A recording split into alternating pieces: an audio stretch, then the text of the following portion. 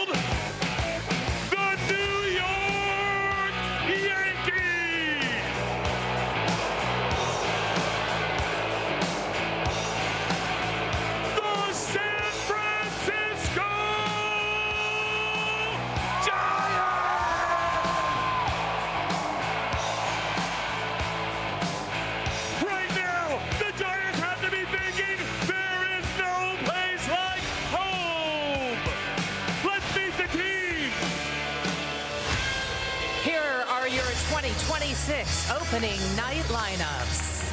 First for the visiting New York Yankees, managed by Aaron Boone.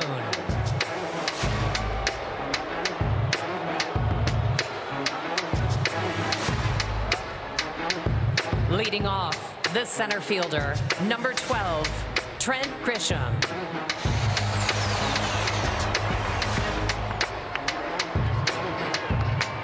Batting second, the right fielder, number 99, Aaron Judge.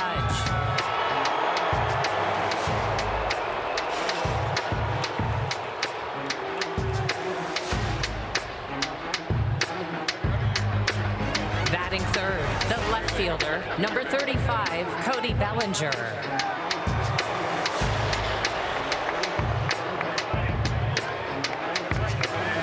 Fourth, the first baseman, number 22, Ben Rice.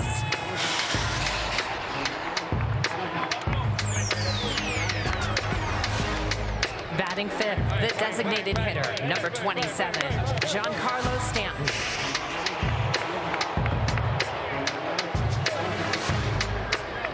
Batting sixth, the second baseman, number 13, Jazz Chisholm Jr.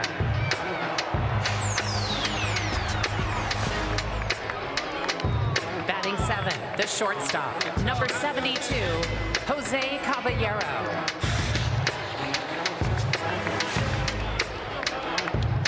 Batting eighth, the third baseman, number 19, Ryan McMahon.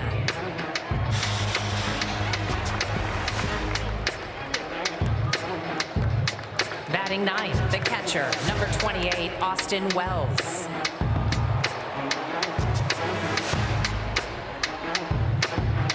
The starting pitcher, number 54, Max Fried. Ladies and gentlemen, the 2026 New York Yankees.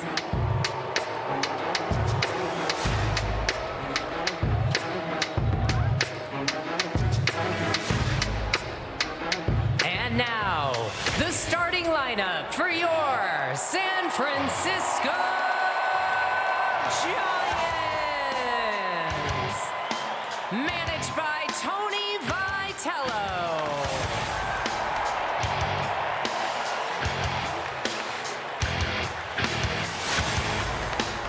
Leading off, the second baseman, number 1, Luis Arraez.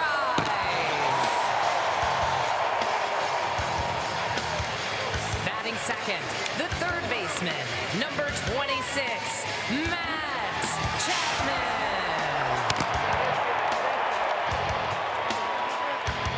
Batting third, the designated hitter, number 16, Rafael Devers. Batting cleanup, the shortstop, number 2, Willie Adames.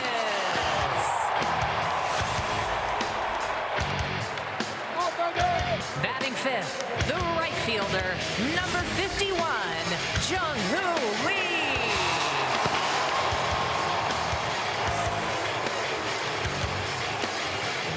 Batting sixth, the left fielder, number 17, Elliot Ramos.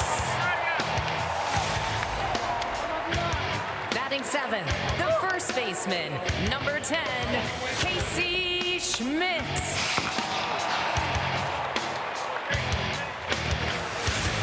Batting eighth, the catcher, number 14, Patrick Bailey.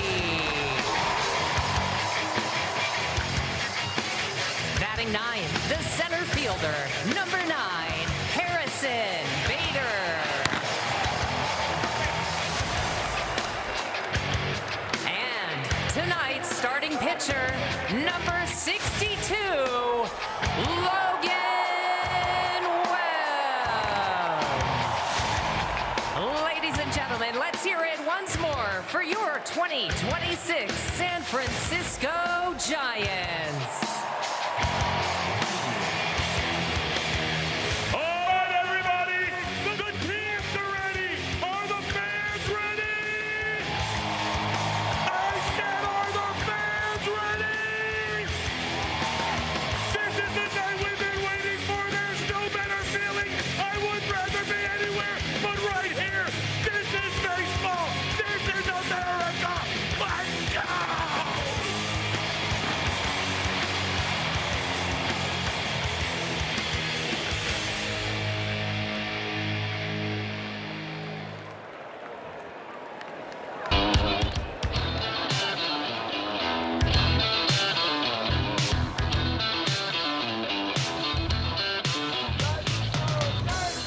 We now ask those who are able to please rise and remove your caps as we honor America.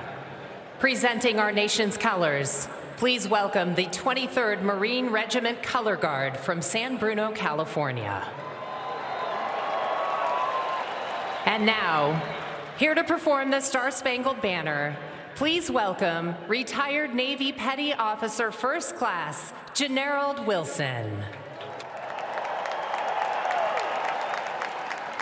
Oh, say, can you see by the dawn's early light what so proudly we hailed at the twilight's last gleaming, whose broad stripes and bright stars through the perilous fight o'er the ramparts we watched were so gallantly streaming, and the rockets red glare, the bombs bursting in air, gave proof through the night that our flag was still there.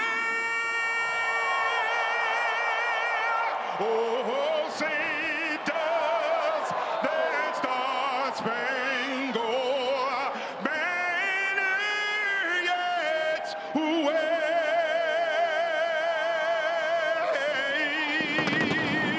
o'er the land of the free and the home of the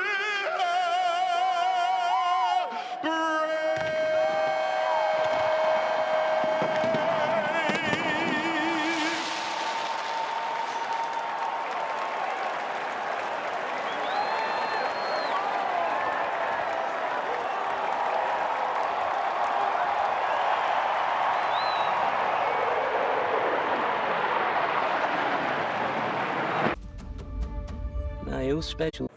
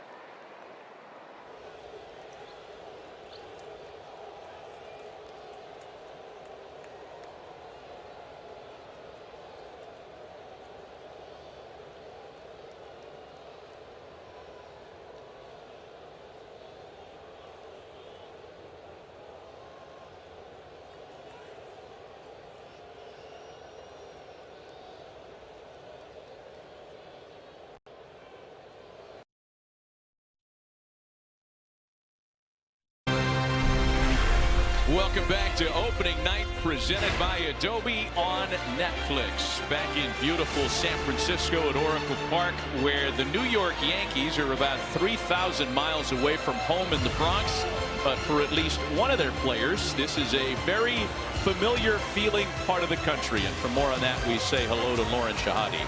Hi, Maddie. I saw Aaron Judge taking batting practice not too long ago, and then he was signing autographs, and the San Francisco fans let him know how much they wanted him here. He's a California kid. You said it, almost ended up on the West Coast not once, but twice. He was drafted by the A's back in 2010. He said, no thank you. Then the Giants came after him in free agency. He said, you know what? I want to go back to the Bronx. I want to win a championship there.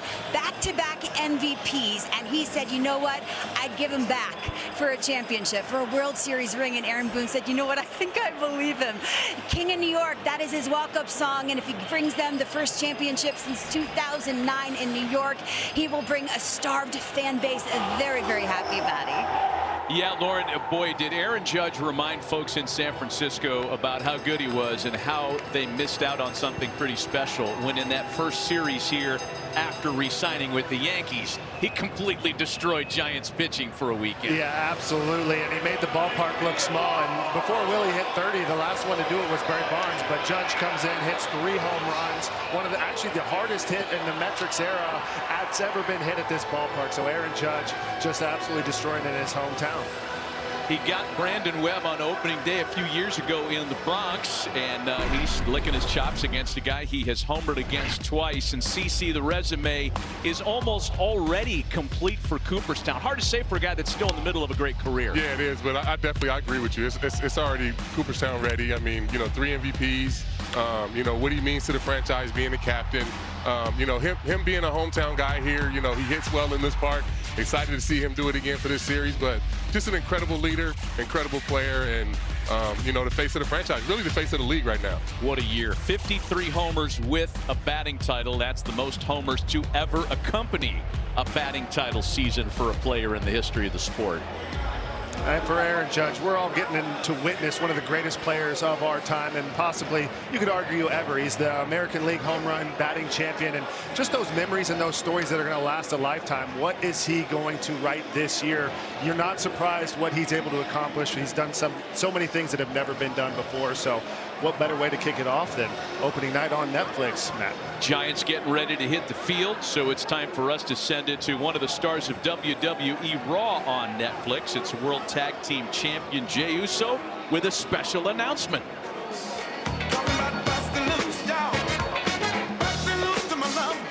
Here to lead us off tonight, please welcome our play ball announcer, WWE superstar, Jey Uso.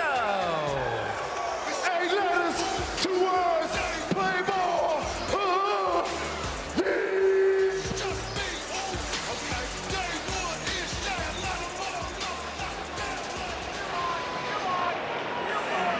All right, Jay, we see you.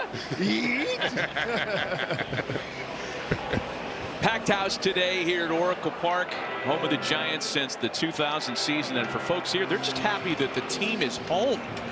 This place has been around since 2000.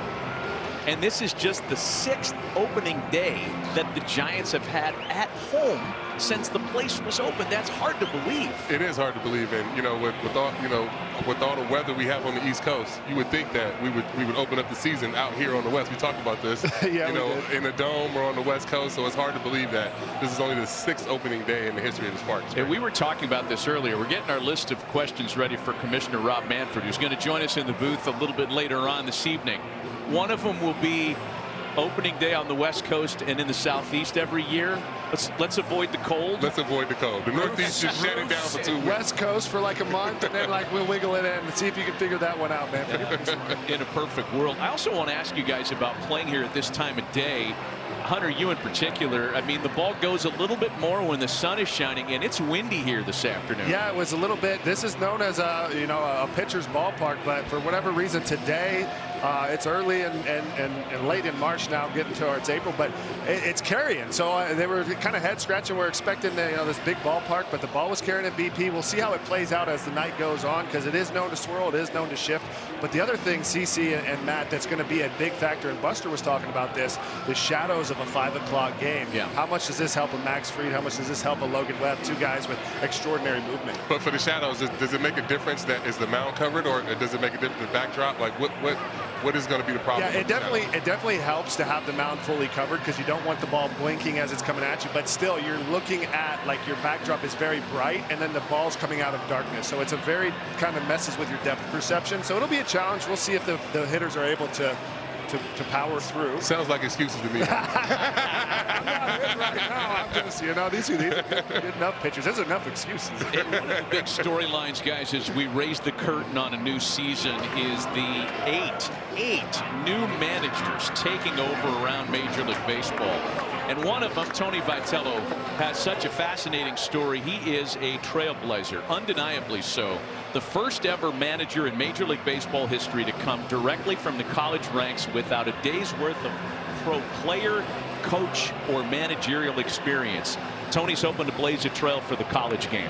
Yeah, I mean, absolutely. And what he was able to accomplish at Tennessee, he won the first ever baseball national title for Tennessee. He built it. It had some success, but it was not in a great place when he came in, and just really an aggressive mindset and an exciting, electric kind of baseball style that he's going to bring to the Giants. Well, he's got an ace out there that he's handed the ball to on opening day here tonight. Logan Webb, the 2-time All-Star, who's coming off a terrific 2025 campaign, led Major League Baseball in innings of work and games started, led the National League with a career-high 224 strikeouts.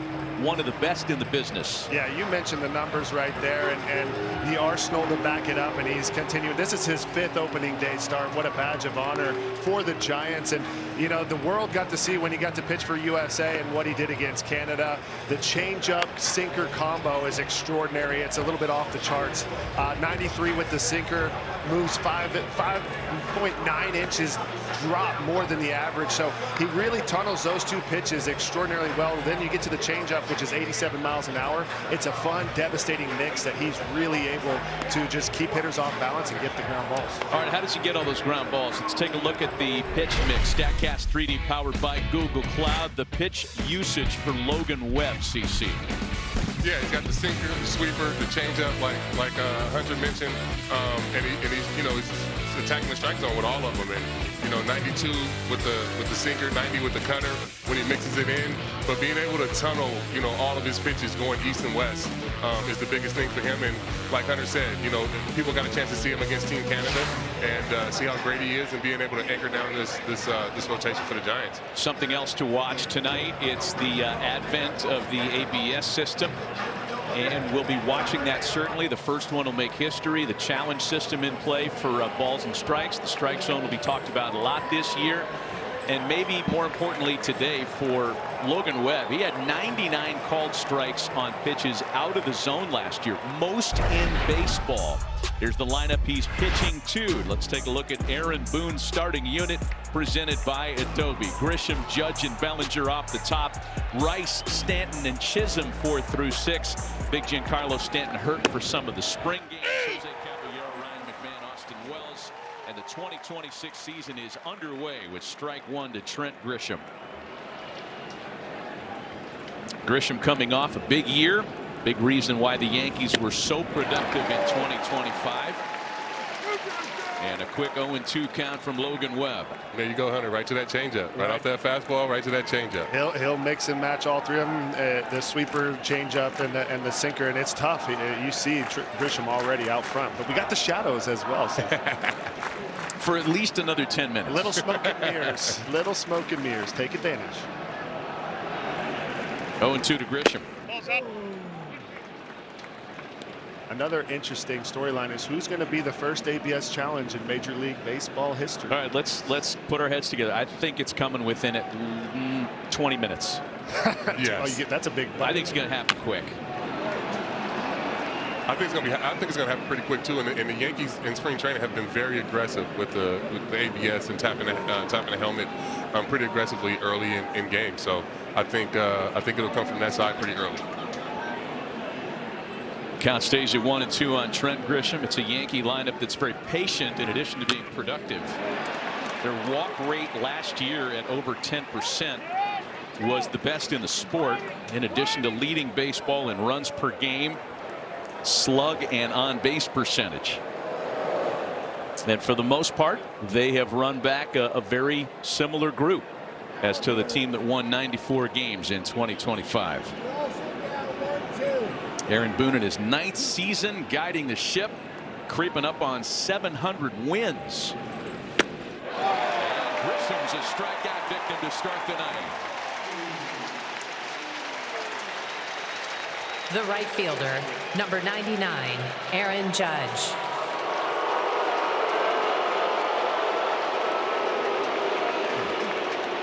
Giant fans showing their appreciation for Aaron Judge staying in New York as opposed to coming here. I doubt they'll ever let that go. So he gets the nice cheer, if you will, here on the road, and there's a strike to start the at-bat. Boy, he could have touched his helmet on that one, I feel like. That was close. But I feel like they're booing the wrong guy, Matty. They're booing Arson Judge, not Aaron Judge. Arson Judge, we had him. Now this is an interesting, kind of contrast, is that Webb gets the most strike calls last year. Judge is one who is, him and Mookie Betts are 1 and 2 for the most balls called strikes out of the zone. So interesting dynamic between these two. And that kind of stands to reason when you think about how different the shape of those two strike zones are. And the ABS challenge rule that the lateral component of the strike zone is standard, but it will change based on the height of the player. So a guy like Judge might be touching his helmet a lot in challenging balls and strikes this year. 2 balls and a strike. No, it's outside. 3-1 to Judge. Oakland umpire tonight is the veteran crew chief Bill Miller, opening his 27th campaign as a major league umpire. And you see those numbers for Judge off Webb. He's trying to pitch him carefully. Yeah, Judge definitely has some ownage of Webb. There's no doubt. He's got a beautiful, the beautiful sinker. Judge with the kind of sweepy bat path. It really matches up well. But Judge matches up pretty well against anybody.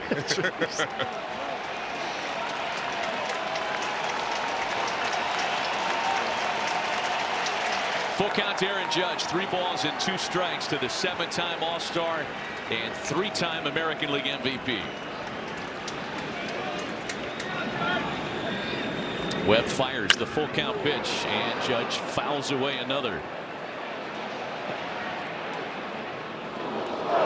And really a beautiful at bat. I know the expectations first at bat, but this is what you want to see early in the game against Webb. 6 pitch at bat to Trent Grisham. 6 pitches to Aaron Judge. That's another attribute of this Yankee lineup. Deep counts. The next 3-2. And right here, you're looking for. You start that front door. Maybe that's the sweeper. He's looking slider 3-2 to try to protect, and instead of turning left, you talk about tumbling CC. This one doesn't turn left, it turns right. So he starts it right where the slider would be a strike, but it runs in, and Judge fooled this time. Yeah, it's a good pitch for 3-2. First at bat of the season, first at bat, and you know the numbers that he has off of you, and he's just trying to get it out there, and that was a great pitch that he made right there. So 2 strikeouts for Webb, and that brings up the 2-time All-Star, former National League MVP Cody Bellinger, who was one of the big free agent storylines in the offseason, and after flirting with a couple of different suitors, decided to re-sign with the Yankees for a cool $165 million, which covers the next 5 years of his playing life. A very important guy for the Yankees to re-sign, according to many.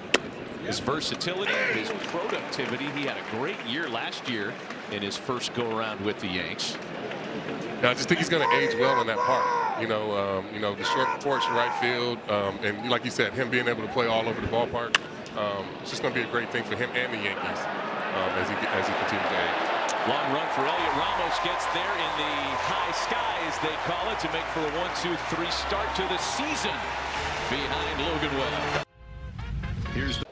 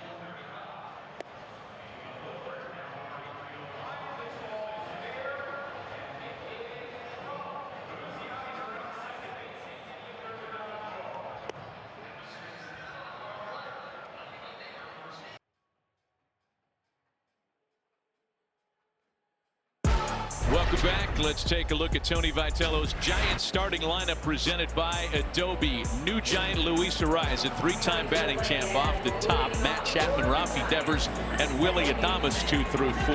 Jung Lee bats number 5. Elliot Ramos is in the 6th spot in left field. We'll talk about the significance of that later. Casey Schmidt, Patrick Bailey, and new Giant Harrison Bader round things out against 4-time Gold Glover, 3-time All-Star, 32-year-old Max Fried, who is underway with a miss to Luis Arraez.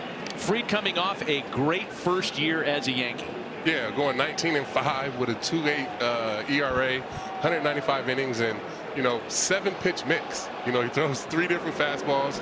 He throws a slow curveball at 75 miles an hour, and just able to, like we talked about earlier in the telecast, being able to tunnel his pitches and throw everything off of that fastball makes him incredible.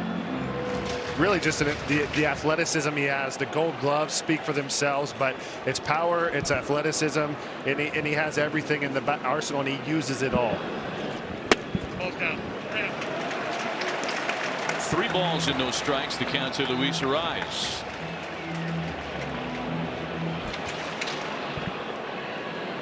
Camera we've got on Bill Miller, the home plate umpire.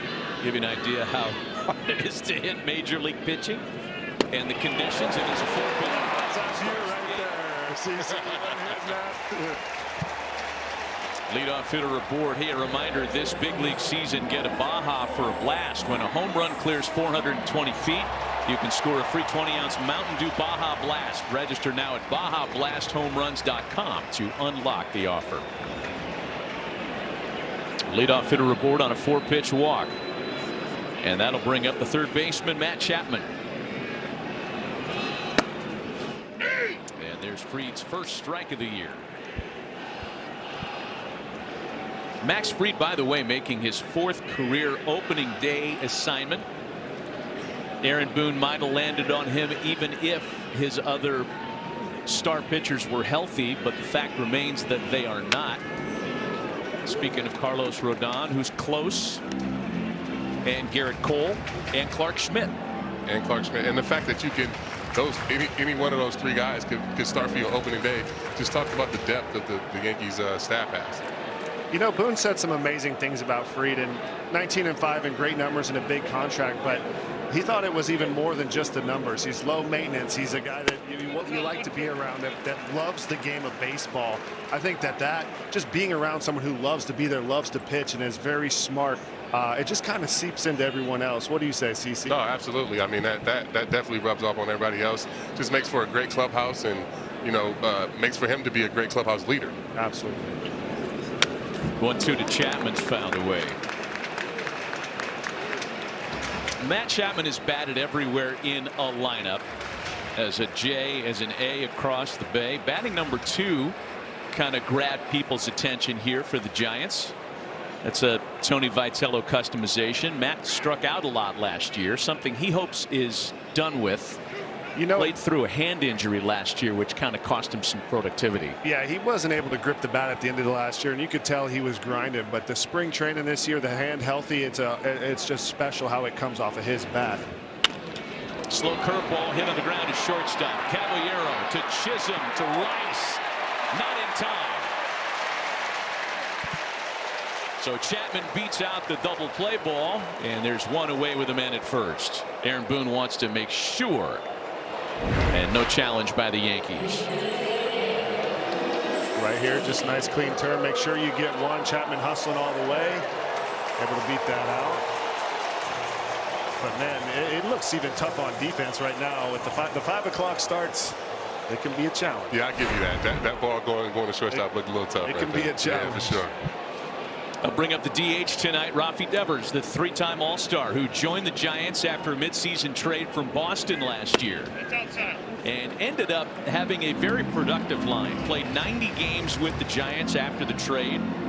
Hit 20 home runs, 51 runs batted in, and somehow, despite being traded, managed to play in 163 games in the 162-game season. That's called street credit right there. 163 game season. He wants to play. He's just always a ray of sunshine in the batting cages. Loves hitting. He's great helping his teammates hit. He went through so much turmoil last year. I mean, you forget. I mean, it's hard to forget about his numbers. 35 and 109 RBI. Going through everything he went through, moving coast, and getting labeled kind of a bad guy, and going through all of that, and still putting up 35 and 100 in this ballpark. Incredibly impressive. And now, kind of comfortable with the team, the organization. Let's see what he can do, because he's one of the best in the business. Little pop that Grisham got a late break on, and it drops into no man's land. A sun-aided base hit off the bat of Rafi Devers has runners at first and third with only one out. So right here, you see this in a lot of series. At least one of these balls happens a series at Oracle Park. It's a lot of wind, but not typically the 5 o'clock start. It just seems like he can't see through the sun right there, and that's a tough break for the Yankees right there. And great base running by Matt Chapman, being able to recognize that, seeing that Grisham wasn't going to get to that ball, and being able to take the extra base. Absolutely. A 74-mile-an-hour blast. Those are the ones that's a knock. Big league knock. Those are the ones that keep me up at night. Here's Willie Adames now. Giants with a chance to get on the board first. Adames coming off a 30-homer season as a Giant last year. Why is that significant? It was the first 30-homer season by a San Francisco Giant since Barry Bonds hit 45 in 2004.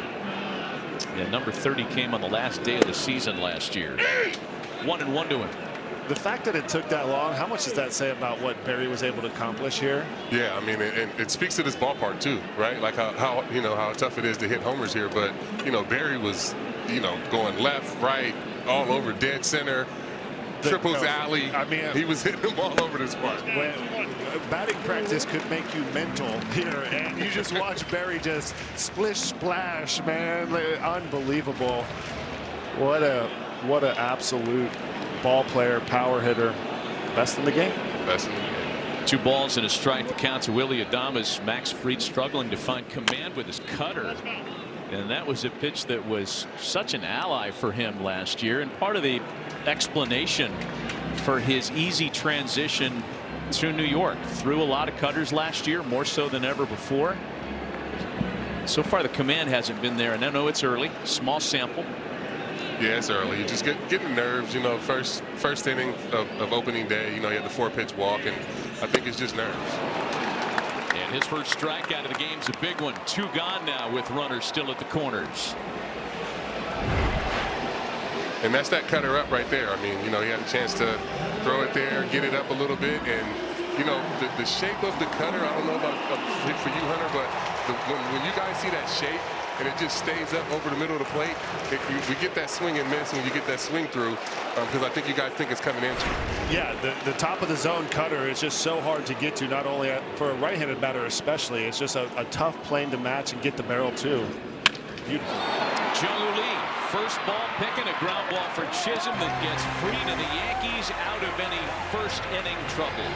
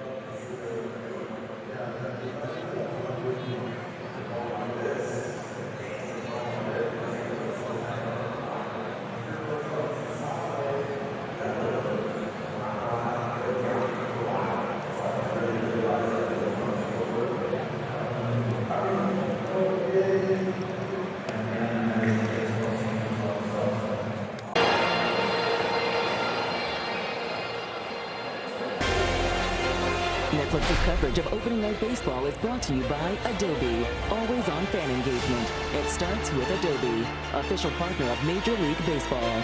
And by Intuit TurboTax. Now this is taxes. Logan Webb breezed through the top of the Yankee order and route to a 1-2-3 first inning. Top of the second for Ben Rice, Giancarlo Stanton, and Jazz Chisholm. And Webb's going to get a first pitch out on Rice. Up a little bit more on tonight's Giants starter. Let's check in with Lauren. And Maddie, watching Logan's delivery, because I spoke with Matt York, an assistant pitching coordinator. He's coached Logan all through his years. He told me if the ball's jumping out of his hand, see if it's hingeless and looks effortless. If the ball's moving to both sides of the plate he's on. I love that analysis. I mean, you know, having the ball be able to jump out of your hand, being able to throw the ball both sides of the plate is something that is going to be important for him. I think pitching inside with, you know, with the velocity that he has is super important. So that's something to look out for. I'll bring up the five-time All-Star Giancarlo Stanton. That's headed for the gap in right center field. And Stanton, who ended spring training much better than he started it with elbow injuries that cost him some time, has picked up right where he left off in Tampa with an at-bat that gives him a base hit. Yeah, Boone was talking about, he's like, we just need to bottle him up. He might not be able to open a bag of chips, but he's ready to hit. Ready to hit. And he got him one right out the gates, first hit of the game for the Yankees, and you know, now you go. Yeah, that line got a lot of run. When he told reporters in spring training, my elbows hurt so badly I can't open a bag of chips, and here he is playing on opening day. Hey, Jazz Chisholm wears one. Man, he had no chance to get out of the way of that one. Tracer ball. Got him in the shoulder. Yeah, that one just got away from him there. You know, and I think Jazz saw it late from the shadows. But yeah, it was just a fastball got away from there. Yeah, that's, you know, it's every now and then this happens. And this one, yeah, just really trying to go up and in, and and the supposed ribs. to come back and gets him right in the ribs. Oh, where's Chris Rock? How much for one of them ribs? Ouch.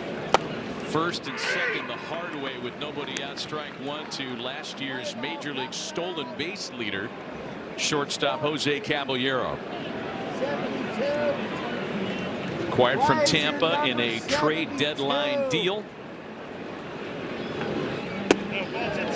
And as something of an insurance policy at shortstop, Anthony Volpe, who is starting the year on the injured list, still very much in the plans for the Yankees, but Volpe was wobbly at the end of the year, so the Yankees went out and grabbed Caballero, who played a lot in the postseason for them. And there's a shot into left field. Ramos goes to get it. Stanton on his way around to score. Throw comes into second. It's wild. Great play by Arise just to keep that ball from getting into right field. In the meantime, the Yankees are on the board first. It's 1-0 New York. And this one right here, a rocket off of Caballero's bat. And he was a bit of a catalyst in the playoffs last year as well, as a guy with a lot of speed, a good approach at the plate, plays good defense. But look at that. That's a pure line drive off of a tough Webb right here, and hits the cutoff man. They have a chance to pick him off at second, but fortunately for the Giants, this hits off of Caballero and saves possibly 2 runs. Yeah, I mean, that was a good swing, you know, especially off the fastball in, getting something soft, putting a good swing on that, and, you know, getting the Yankees up 1-0. That'll bring up the third baseman, Ryan McMahon. First RBI of 2026 belongs to Jose Caballero. And the fire's still hot here, second and third with only one away.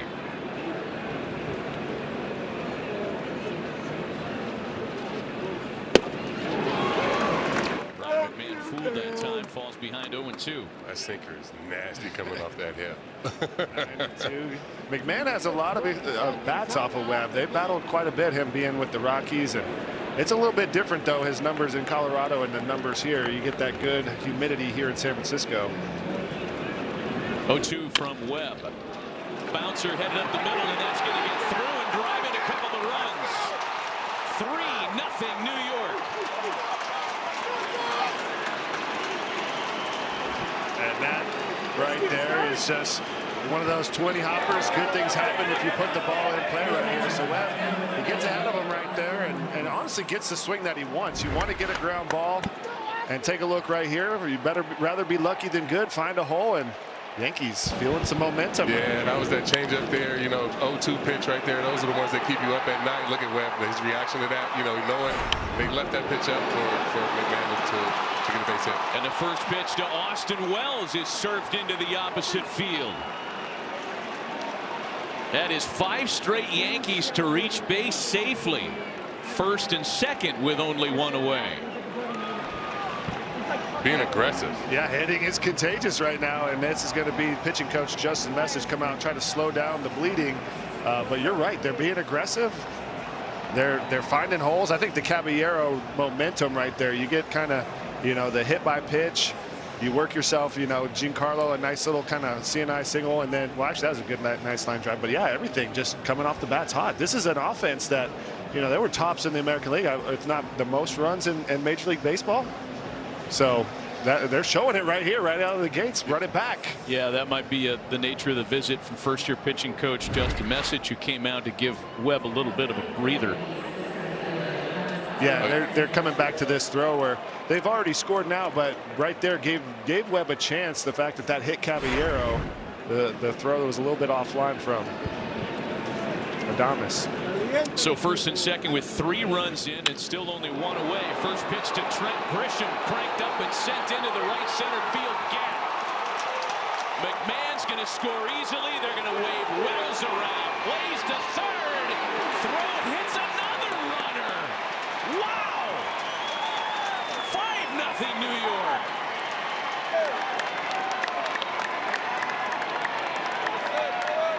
They're going to need to check on Grisham. This was a bit of a collision at third base, but that's Triple's alley right there.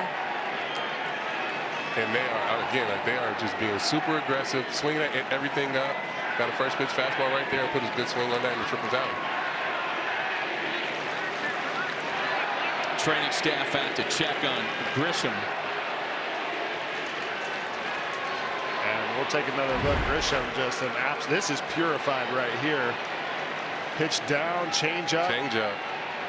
And not too often does Webb give up 5 this quick. This is the league leading in innings pitched, and nobody anywhere close to that one. Nothing you can do. It's off to the races. Webb knows it. We'll take a look at this collision at third. This is a pretty big collision. Chapman's a bit of a brick. Another Yankee caught him on gets the hit. arm, yeah. But then he just gets face plants into Chapman, who's trying to catch the ball. I mean, what is going on here with throws that have hit runners twice in the last 5 minutes? And the Yankees are absolutely teeing off on an elite starting pitcher here. And like Hunter said, Logan Webb is just, you know, 5 runs so quick. I mean, you just out there just trying to get ahead, and these guys are hacking. But that's the way you have to get an elite pitcher. You have to get him early. You have to get to him early and just get something up and put a good swing on him. Is he? So now Aaron Judge doesn't get any easier, and the Giants will bring the infield in. 5-0 New York in the top of the second inning, batting with only 1 away. Judge a strikeout victim in his first at bat tonight.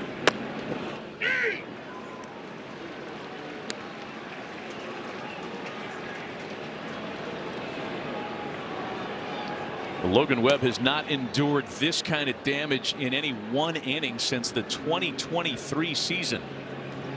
Yankees putting their feet up on the furniture here on opening day. Just the second inning, but Webb is one of those guys, CC, like you mentioned. If you get to him early, you have a better chance, because as he settles in, it gets better and better as the game goes on. That's what any elite starting pitcher, to be honest.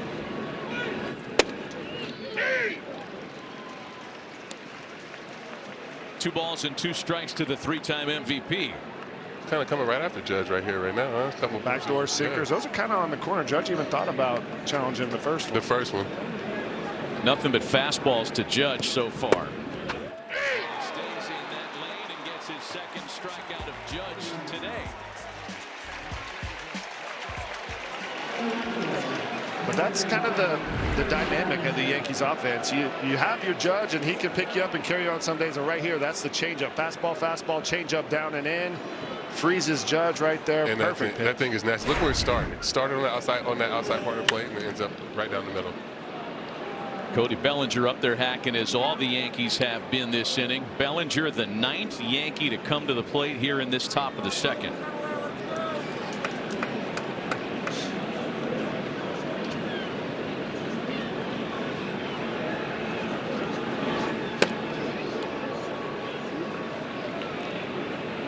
2 balls and a strike to Cody Bellinger. For Webb, the pitch count now is going to be an issue as well.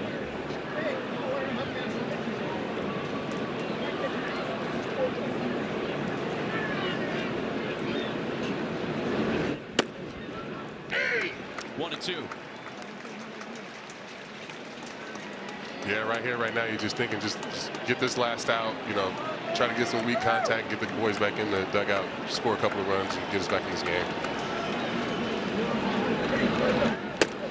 And Bellinger's a strikeout victim, but last year's loudest lineup in Major League Baseball strikes for 5 big runs in the second.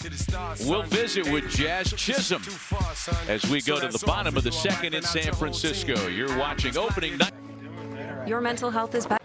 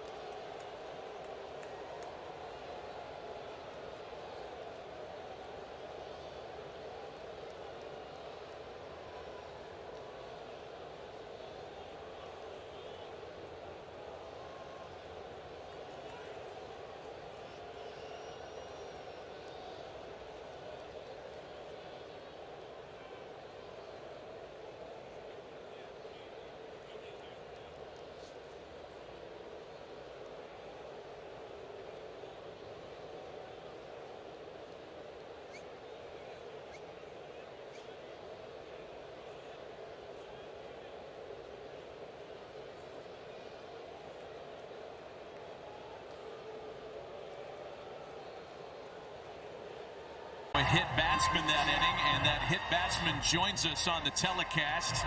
Our friend Jazz Chisholm Jr. kind enough to visit with us during the game.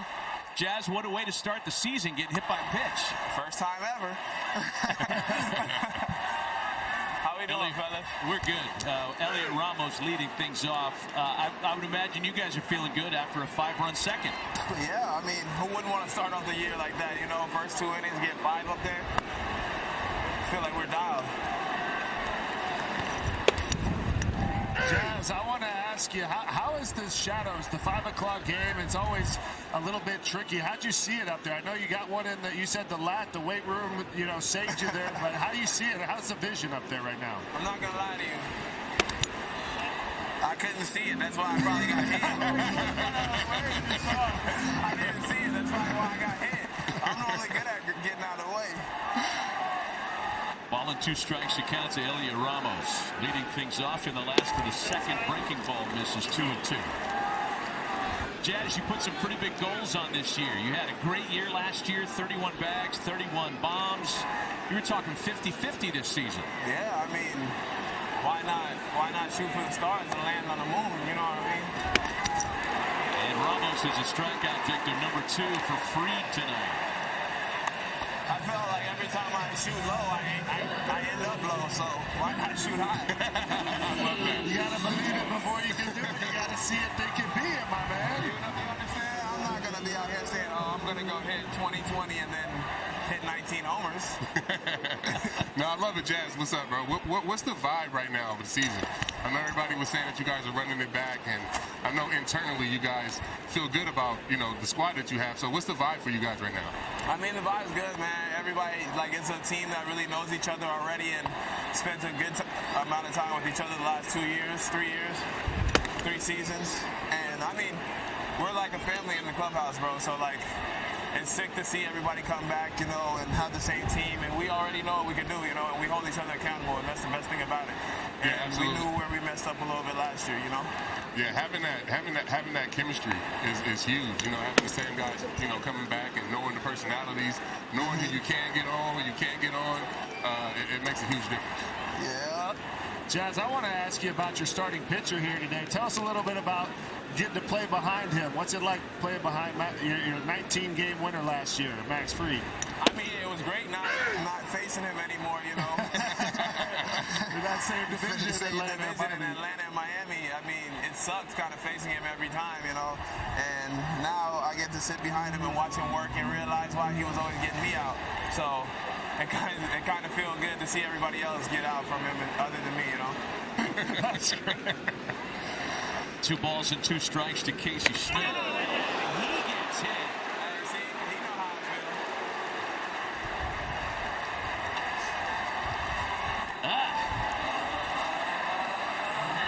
It's a 94-mile-an-hour cutter that he had no chance of getting out of the way of. At least he got protection. Yeah, hopefully see if it gets the guard right here. And he does. He gets a little bit of the elbow guard, and that's kind of a bit of a freebie there. Must be nice. Giants will take it. Yeah, you either got, you know, you have a guard, you have that lat muscle, my man. What are you talking about? My lat muscle work. It working now. Check the ball. Yeah. Hey, Jazz, skin mark. I want to ask you another thing, because you get a lot of range out there. I love watching you work at defense. Talk to us, you know, some little leaguers out here. What's your prep before each pitch? I know you're talking to us and you're doing the footwork. How do you like to get ready on these pitches? I like to keep my feet moving, you know. And I mean, when you know who you're playing against, and you were just moving before you hit that ball that way. Yeah. You took off before the ball went that direction. Like I said, I feel like, you know, when you play against a lot of guys and you understand the pitches that they hit and where they hit them, you can have yourself a little cheat, you know? Wow. Especially if you understand your pitcher, you know?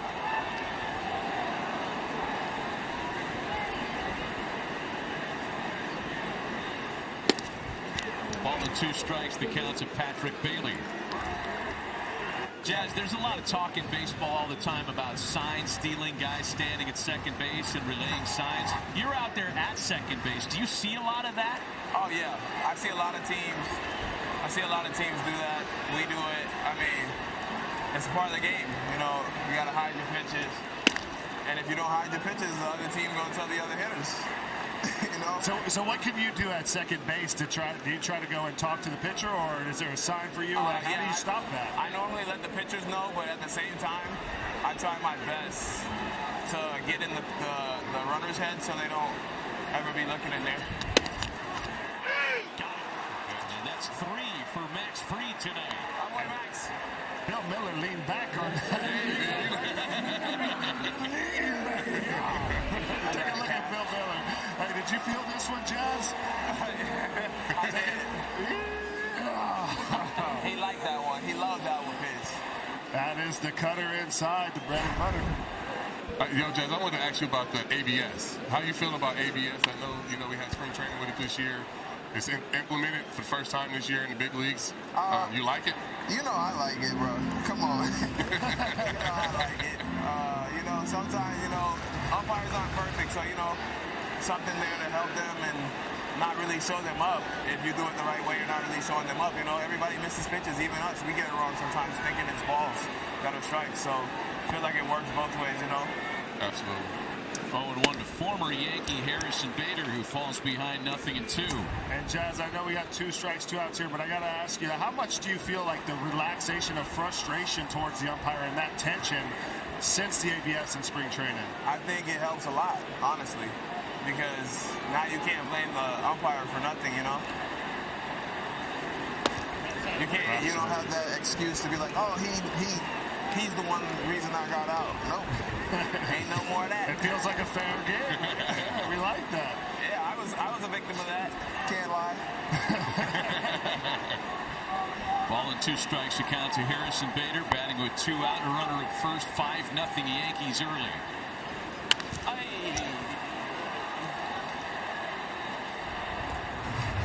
Jazz, what's your favorite ballpark besides Yankee Stadium? To play in, Yeah. I'd say either Atlanta or LA, Dodgers. I like Anaheim too. What about Atlanta you like? I don't know. I get a lot of hits in Atlanta. That's what I'm talking about, Jazz. I love Milwaukee, baby. Hey, got him. Max allowed 2 of the first 3 to reach. He struck out 4 of his last 6. And Jazz, thanks for visiting with us. Have a great year. Yeah, thank you. Have a good one, y'all.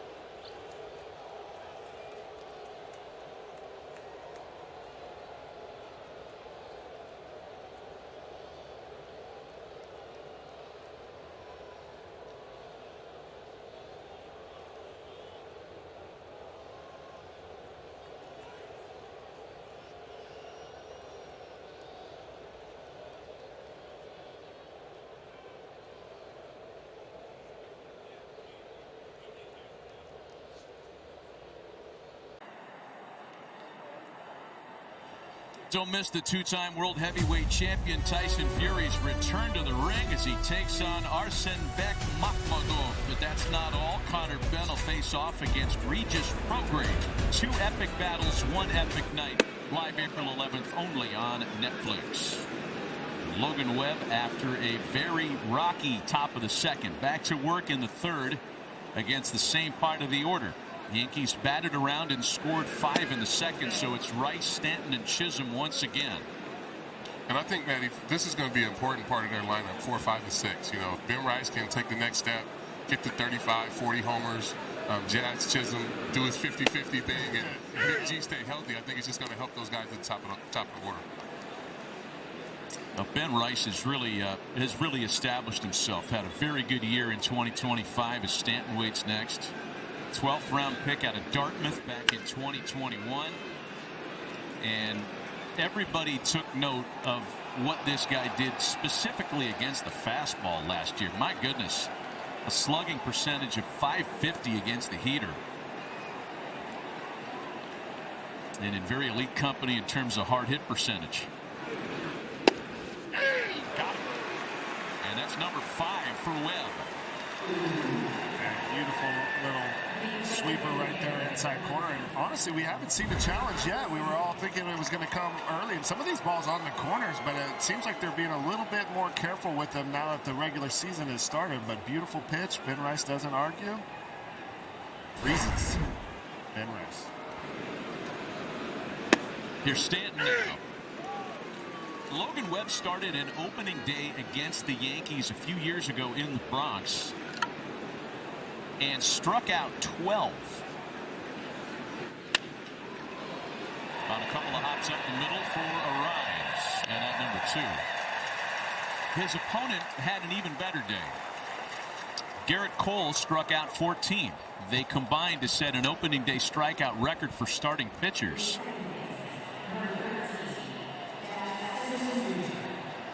I'm out on 26 strikeouts on opening day. I don't want to see that. Something goes wrong when there's I want to see 26 some strikeouts. offense. Needed an ABS. 2 quick outs now for Jazz Chisholm. And all of a sudden, Webb's found that sweeper. So as CC was saying, they were aggressive with the changeup early, almost like they were trying to take it out of his arsenal. Now, the cat and mouse, Logan Webb throwing some sweepers, keeping him honest. Yeah, Wells and Grisham, aggressive on that changeup. Those guys went 4 for 6 off the change, or 4 for 6 off the changeup so far early. And these guys are swinging at it early. He switched it up and went to the sweeper. Being able to make in-game adjustments like that is huge, and it just speaks to the vet that he is and how poised he is out there on the mound. And how quick do the Yankees be like, hey, he's not throwing the changeup as much. Get ready for the sweeper. They haven't adjusted yet. Chisholm bounces it out to first. Schmidt will do it himself. And it's a 1-2-3 third for Logan Webb.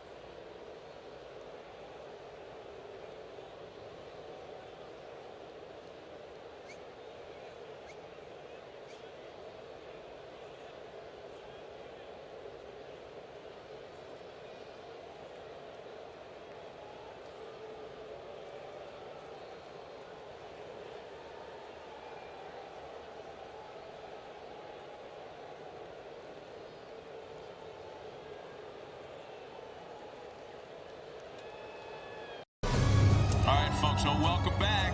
One Piece has hit McCovey Cove. Yeah, that's Luffy there, captain of the Straw Hat Pirates, and it looks like he's going to try to pitch. There it goes. Come on, Chopper. Ah, close. But it's caught by a fan in the bleachers. Yeah, you heard the captain. Chase your dreams. One Piece Season 2 is streaming right now on Netflix. Top of the order here for the Giants in their half of inning number 3. 5-0 Yankees early on tonight. Opening day on Netflix. Arise Chapman endeavors against the 3-time All-Star, who after kind of a wobbly first inning racked up 3 strikeouts in the second. Yeah, he seemed to settle into this game, and he's starting to throw a lot of strikes and getting ahead. Not in this at bat, but he's been getting ahead, and he's starting to put guys away. Arise walked on 4 pitches to start the bottom of the first, and this is a guy who's not easy to walk. He's usually up there hacking. Yeah, for the Giants, base runners are going to be a premium if you want to claw back into this ball game. Second time through the lineup. And when you have a 5-0 lead like this, it can be difficult when you're not super sharp. You know what I mean? When you're struggling to throw strikes, you get a big lead like this, you're just trying to find it. Find the rhythm, be able to get these guys back in the dugout and try to score some more runs.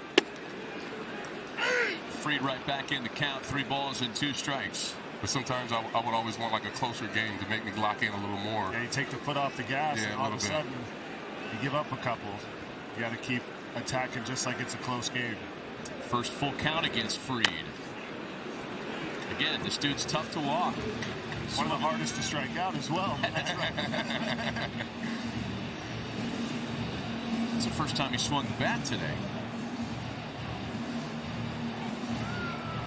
And this is good for the Giants. This is why you bring in a Rise to give you a nice long at bat against a frontline starter.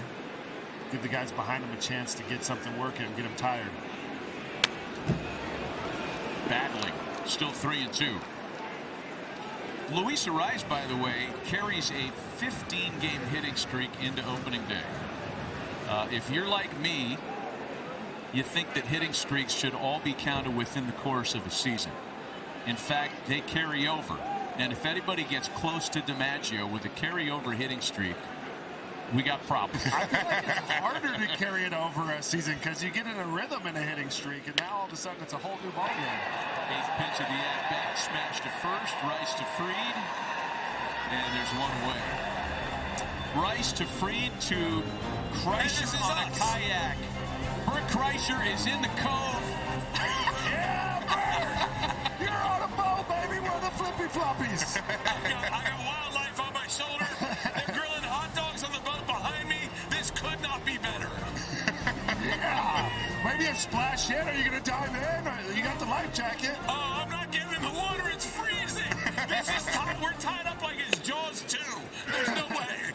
Be careful out there, Bert. I heard it gets ruthless out there, man. Be careful. This is the best way to enjoy this stadium. I've sat in the cheap seats, the expensive ones that the tech boys buy, but this is where I want to watch a game. Oh, yeah. Nothing better, huh? It's amazing, especially if I was allowed to drink right now. Hey, are they hospitable out there, Bert? Because I know they can be kind of territorial. No, I'm not working. Yeah, I'd love a beer. Thank you very much. They're very hospitable. You're getting offered beers and hot dogs? I'm getting offered beers. How do we open this thing? Oh, look at this. Oh, let's cover the brand. What's Netflix? Matt Chapman with a fly ball out to left in the center field is Cody Bellinger for out number 2. Kreischer in a kayak sounds like a podcast to me. Hey, I got 3 podcasts right now. I'm up for another one. You need to start one in the kayak, my man. Hey, let me tell you. Oh, thank you very much, sir. I'm on blood thinners. I'm not supposed to watch it, so if you're my cardiologist, please change over to Conversations in a kayak, huh? That's the new name of your 4th podcast. Conversations in a kayak. I love it. I just found the pedals on this thing. This is amazing, guys. Bert, enjoy. We'll check in with you. Hopefully you're still sailing in a few innings. Cheers, gentlemen. Thank you so much. Giants go down in order. Still 5-0 Yankees on opening day.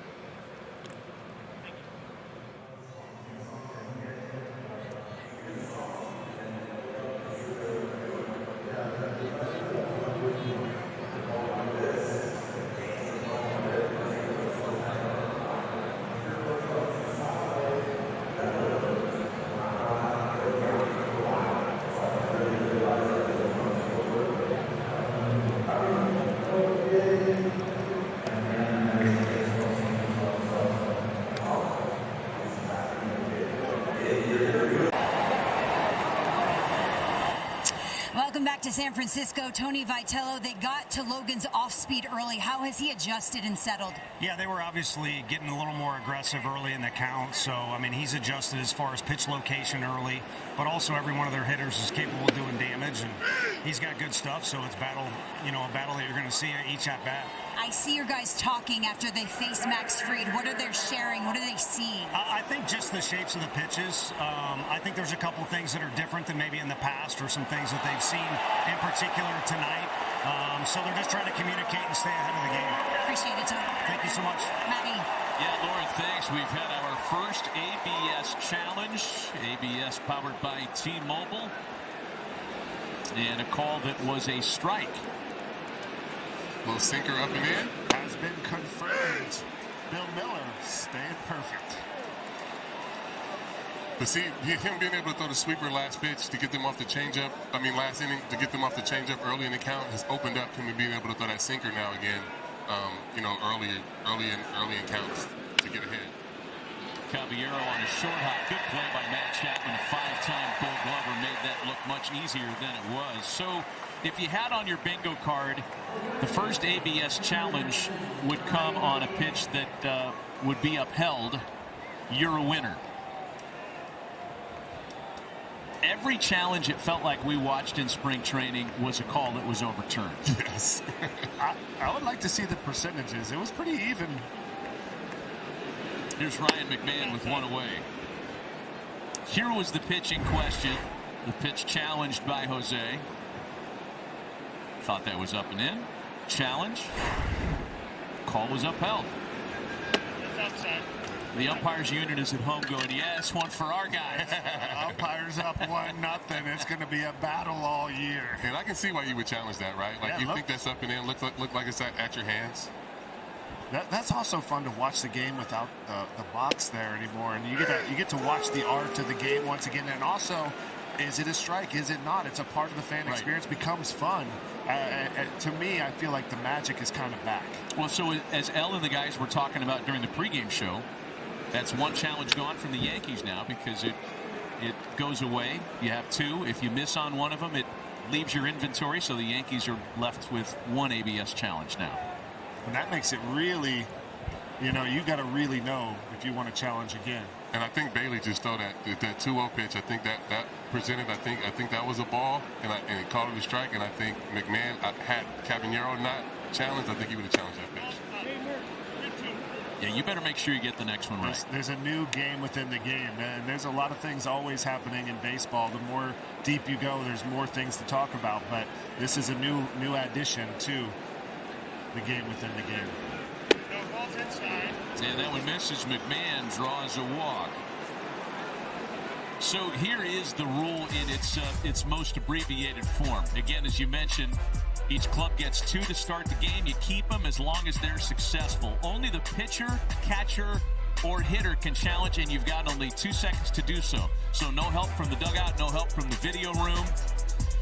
And you get that call, it plays on the scoreboard, fans react to it, and think of like watching a tennis major and the reaction that those boundary calls get when they put them up on the scoreboard. First of all, there would have been no John McEnroe legacy if that Hawkeye thing was in tennis back in the 70s and 80s, but that's what we're dealing with here in Major League Baseball.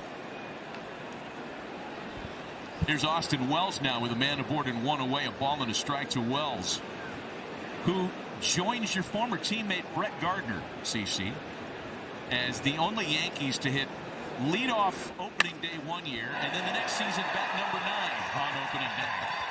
And he's got a base hit. Bottom of the order has been very productive for the Yankees against Webb today. Wells now 2 for 2. Yeah, he went right back to that changeup first pitch. Wells, laid off of it, and they got a sinker that he can handle and put a good swing on it. Yeah, right here, sinker a little bit up, a little bit over the plate. Not exactly where he wanted, but that ball's moving a lot. Good swing from Wells, finds a hole, and Yankees are in business once again. McMahon walks, Wells singles, 2 on with 1 away for Trent Grisham, who doubled in 2 runs back in the second.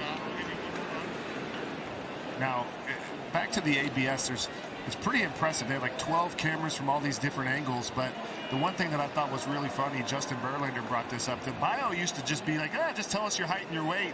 And a couple guys got a little bit shorter this year. Guys are losing some inches. Osteoporosis coming in soon. Ball and strike. By the way, I want to correct that. Grisham's ball in the second was scored a triple. In fact, it's the first opening day triple for a Yankee since Johnny Damon in 2009. That's a callback. The caveman. Ball and 2 strikes, the count to Grisham. Except with the Yankees, he wasn't quite as caveman-y. No, he couldn't do the beard.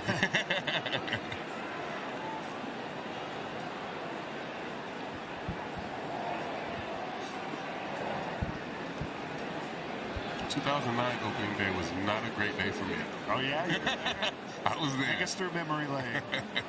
The last thing I remember is giving up a big double to Adam Jones and being pulled out of the game. I would say that it ended better than it started that year, though. It definitely did. You take opening day like that for the World Series championship.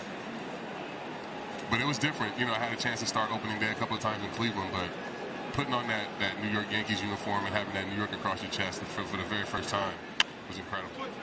Seeing Mo and seeing Jeter and A-Rod and all those different guys in the uniform made it real. I don't think anybody can speak to what it's like to join the Yankees after a difficult offseason better than you can. Because that 2008 season, the way you ended it in Milwaukee, had the Dairy State in love with you. There's another one headed for no man's land, and Harrison Bader read it well.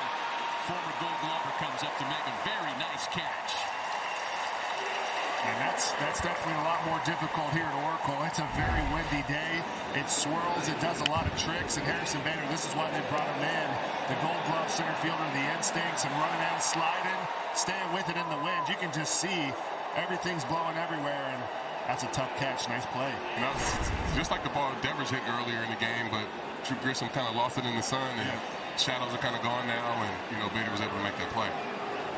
So another opportunity for Aaron Judge. Couple of strikeouts for him so far tonight. 2 men on with 2 away. And a swing and a miss at a sweeper. He's really found that sweeper at the sweeper is what's got him back into this ball game and getting through some of these innings, giving the Giants a chance. You can see the difference when they see the sweeper. They are looking 100% sinker or changeup. It feels like.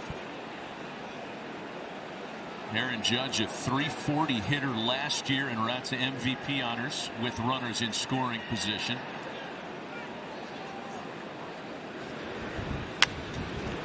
Another one fouled away this time. It's a ball and 2 strikes. That one wasn't quite as sharp.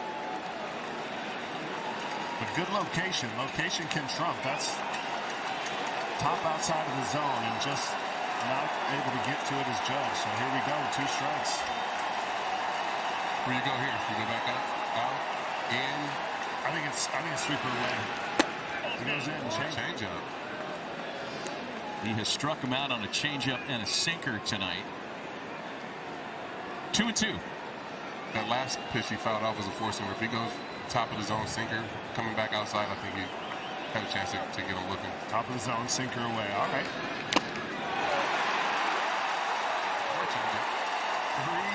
3 changeups, and they get Webb out of trouble, stranding 2 in the 4th. Opening day in San Francisco, and the visitors still leading by 5.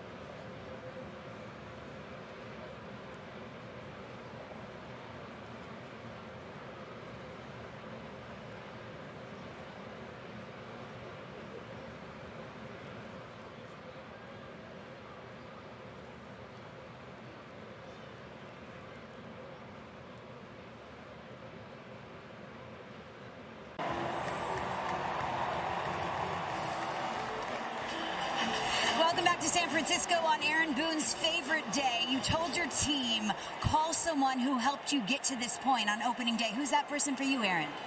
It's different every year. This year it'll be my mom. I know she's watching, so my mom and dad I know are on the couch watching, so hi, Mom and Dad. Love you. Love you. Max Fried looks good. I'm sure Garrett Cole's lurking somewhere, wanting to pitch tomorrow. Full strength is when, do you think? Tough to say. I mean, full strength, he's already at full strength. It's a matter of now being disciplined to the build-up process, and eventually building him to where he's back to 80, 90 pitches. And that's still a ways away, but man, he looks great. He's throwing the ball great. His command's been pretty sharp, and we're looking forward to getting him back at some point. CC Sabathia is in the booth. He told me to tell you that his Raiders will win more games than your Eagles. No chance. Roddy, he's not buying that. Aaron, thank you. Yeah, we might have a tough time selling people on that scene. We're getting Mendoza, bro. We're back. Talk about the optimism right here, the relentless flow of the positive. There's always optimism until about Halloween. 0-2 the count to Willie Adames leading off the San Francisco fourth. I love Booney shouting out Mom and Dad watching at home. Of course, the Boone family is baseball royalty with such a great lineage of major league players and managers and stars dating back to grandfather Ray. Adames sprays that into center field. Grisham froze for a moment, makes a routine catch for out number one. So far, so good for the visitors. So far, so good for us in Netflix's first ever Major League Baseball telecast. Hunter Pence, CC Sabathia, Matt Vester with Lauren Shahadi. I don't think any of us saw a 5-run inning against Brandon Webb in our tea leaves today, but that's in fact what happened for the Yankees. Yeah, they got to him. You could tell they had a game plan to get after the changeup, and they executed it, and just really just suffocated him quickly. It was a lightning strike, and a good inning there for the Yankees. Somewhere Brandon Webb's ears are ringing. Yeah, he's got a good singer. Logan Webb has a good singer as well. I didn't want to call you out. We weren't going to call you out. I hadn't won that Cy Young award. Logan Webb, of course, as I misspoke, 1-0 the count to Jungle League. But to Logan's credit, being able to come out in the third and fourth, have shutdown innings, try to help his team, score some, get back in the dugout, score some runs. You can see how he leads the league in innings pitched every year, giving up 5 in one inning and then still being able to come out and throw up zeros. It's so impressive how he does that. Lee out to left center. Grisham gliding over to make the catch, and there are 2 away. Quick reminder, MLB Plus is new for 2026. Stream MLB Network 24/7 in the U.S. and select out-of-market games, plus live radio broadcasts, Game Day 3D, Big Inning, and minor league action. Visit MLB.com/MLB Plus to subscribe today.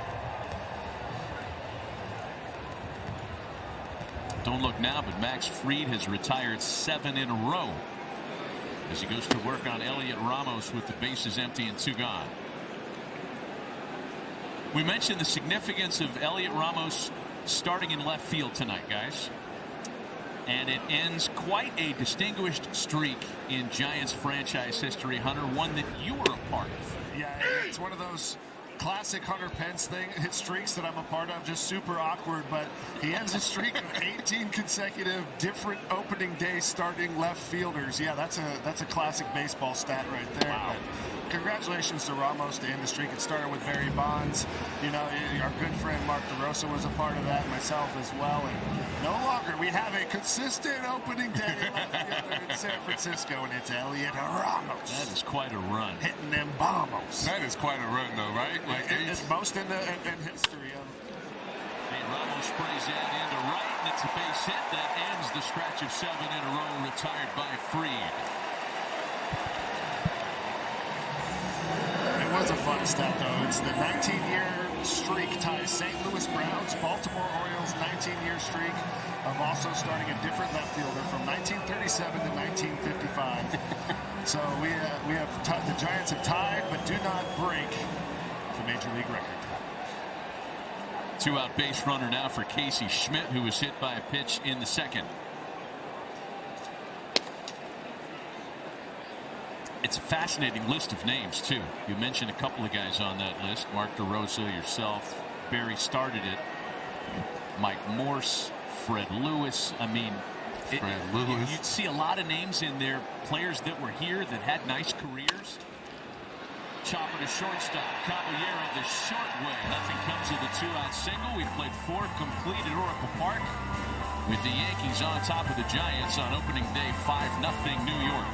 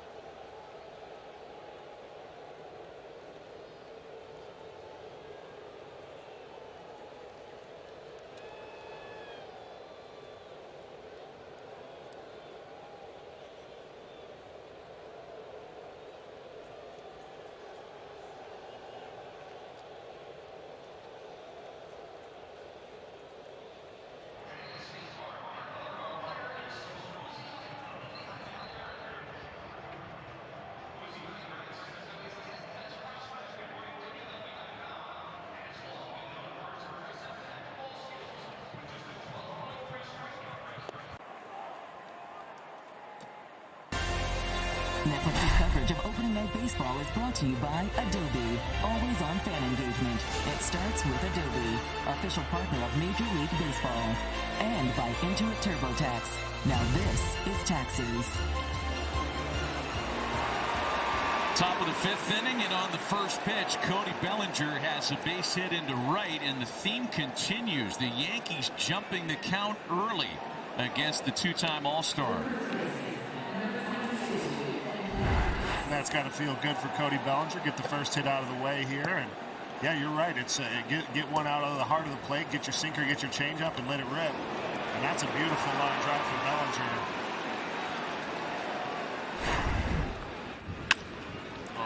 Another first pitch knock. They come back to back. So now 4 of the 8 hits for New York have come on the first pitch of the at-bat, and there are runners at the corners on 2 pitches to open the 5th. They're just seeing it up and just whatever they can put a good swing on, doing it. It's a beautiful approach. It's relentless. It's aggressive. Gets you one of the changeup or the sinker out because Webb does have all of his pitches have a lot of depth. And right here you see this pitch starts a little bit up, and Ben Rice absolutely squares this one up. It's pure off the bat, 100 miles an hour line drive. So now the veteran Giancarlo Stanton on an opening day roster for the 15th time in his career. So far the Yankees have cashed in with runners in scoring position. They are 3 of 7 in that category, and it's a ball and no strikes on the 5-time All-Star. Big career numbers against the Giants for the guy they call Big G, who has driven in a run with the 3rd straight hit to open the 5th inning. And none of them cheap. These are all just blistered line drives. This one 114.4. I'm going to add the 0.4 because when you get to the 100 and teens, 0.4 makes a difference.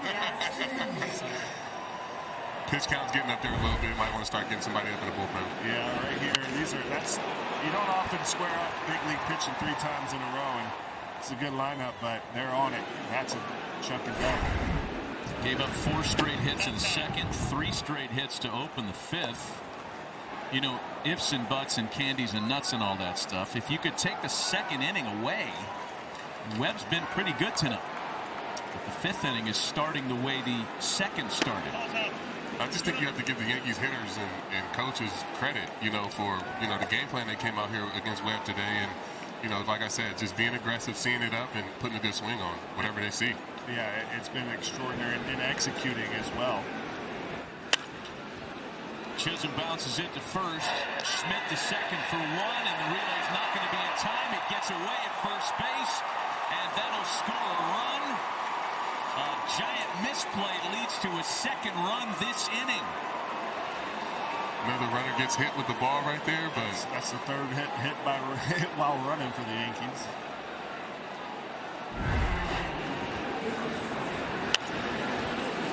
Right here, Schmidt, not an everyday first baseman, learning on the fly, and Chisholm might have saved this one getting away.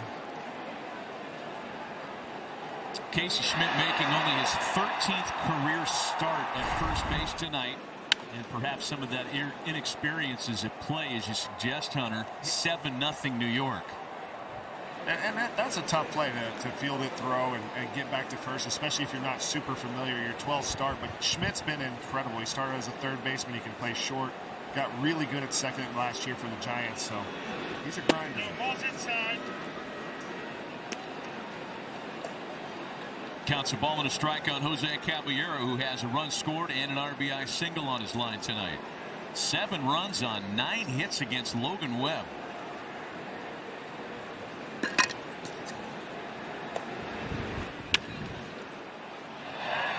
blooper that's going to be handled by Arise. Hey, a reminder, score big on authentic gear at MLBshop.com. From official jerseys to memorabilia, scan the QR code on the screen or visit MLBshop.com. The Yankees doing something against Webb tonight that didn't happen through the entire 2025 season. And that's get to him for 7 runs.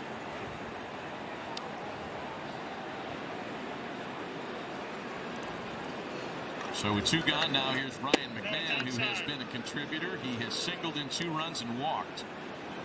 And it is opening night, and it's something that you didn't see all of last season. So pretty uncharacteristic. Logan Webb is one of the most consistent, dependable pitchers in all of baseball the last 3 years. It's just opening day. It's just one of those things. It's opening day. And he's going to win. It's going to be tough on him, but he always bounces back. And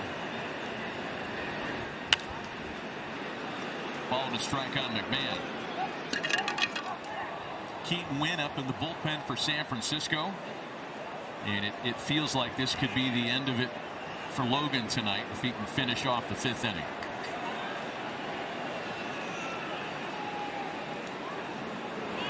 Jazz with a big jump. There he goes. Bailey's throw down. Skips into center field.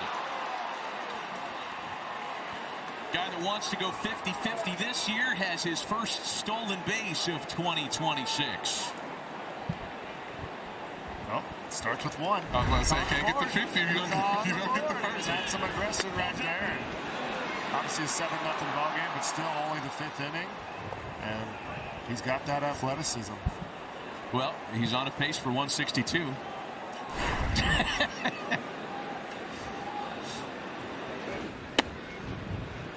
2-2 to McMahon. Not to mention, a stolen base on Patrick Bailey's watch is something to put in your cap. This is one of the best catch and throw guys in not just the National League, but in all of baseball. Yeah, and I mean, most of the time when you get a jump like that, you know, I'm not going to blame it on Bailey. I'm going to blame it on most of the time it's on the pitcher. Got a good little half step right into the good rhythm. That's instincts. On the appeal, McMahon swung the bat. That puts it into a 2-run inning. More damage for the Yankees. Middle of the night, New York leads 7-0. Commissioner Rob Manfred will join us in the booth next as you're watching Opening Night on Netflix, presented by Adobe.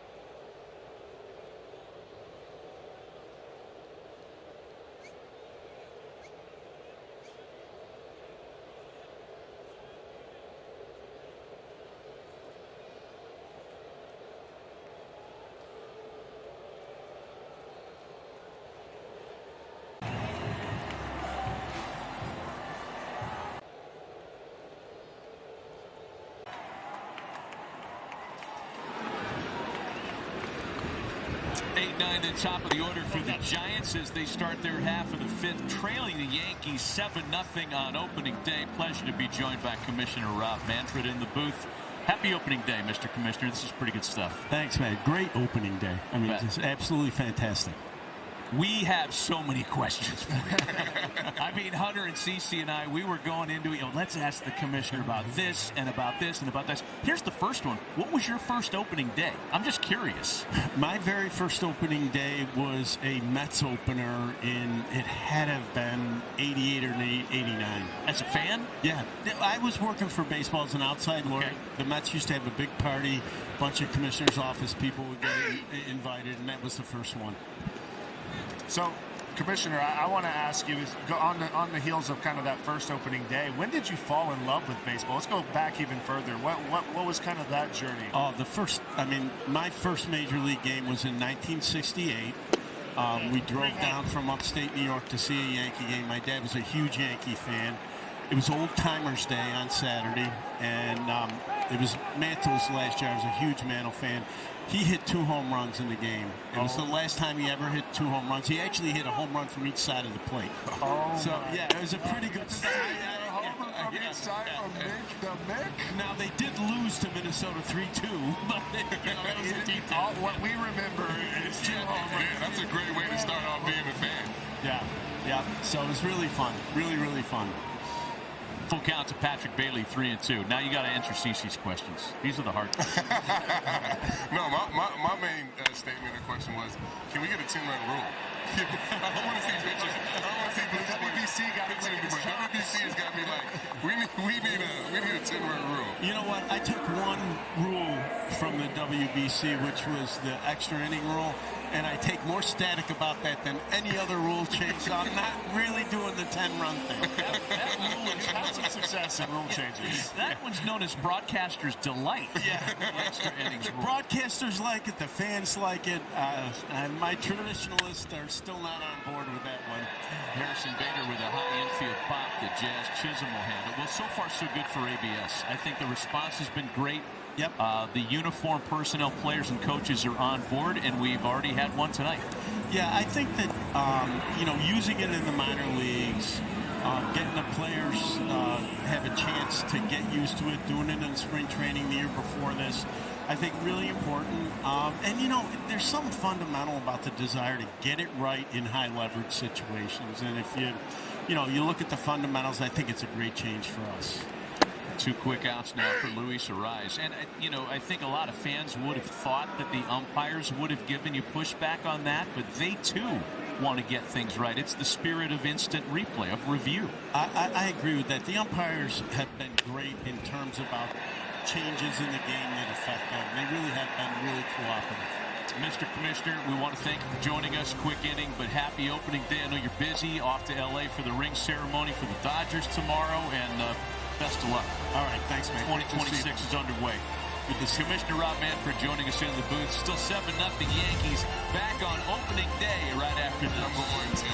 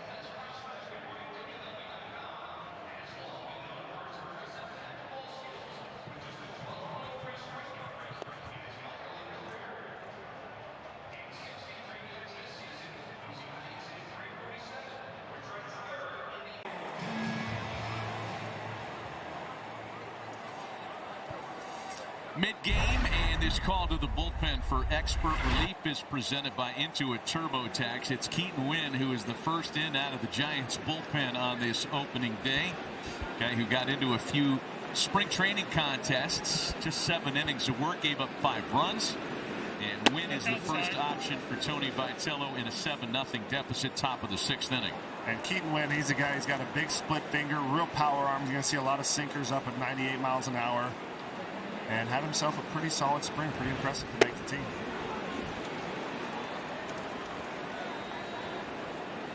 Needs to come in this game and just right the ship and get the boys back in. Just get them back in so we can just keep swinging the bats, man. He's a guy that's going to attack the zone for sure. He's not going to walk a lot of people. He pitches to contact. Quickly in front of Wells, 1-2. That's something I think a lot of people don't do these days is pitch to contact. Having a chance to throw the ball over the plate, pitching to contact, getting weak contact, and inducing weak contact. It's just something that, I feel like the better guys, the better starters, or the better relievers in the game do it, but not a lot of guys do. Pitch to contact. Come on, see? These guys need to strike. You got to strike everybody out before they even get in the box. Right. I want to see Bill Miller lean back. 104 miles an hour, blow it out for 2 1/3, and then, go to the next guy. That's kind of what a lot of people think pitching has devolved into in this state. But there are a lot of folks like CC trying to bring it back. And it's still 2-2 to Austin Wells, who's got a couple of base hits here tonight. Nice play on top. Upper deck, one-handed. Upper deck, one-handed. Yeah, nice. Fans are appreciating it, staying locked in. 2 balls and 2 strikes on Austin Wells. That's outside, 3-2. Commissioner Manfred was talking about the World Baseball Classic when he dropped by for a quick visit last half inning. I don't know that anybody enjoyed the WBC more than Austin Wells. By virtue of his mother's lineages, played for Team Dominican Republic, hit a big homer, and was like an honorary rice and beans guy. At least that's what his manager, Albert Pujols, called him. What's an honorary rice and beans guy? Was he making it or eating it? He was kind of the not native Spanish speaker who was welcomed warmly by his Dominican teammates, and this one just missed it right. He almost got himself his first homer right here, 2 for 2 already.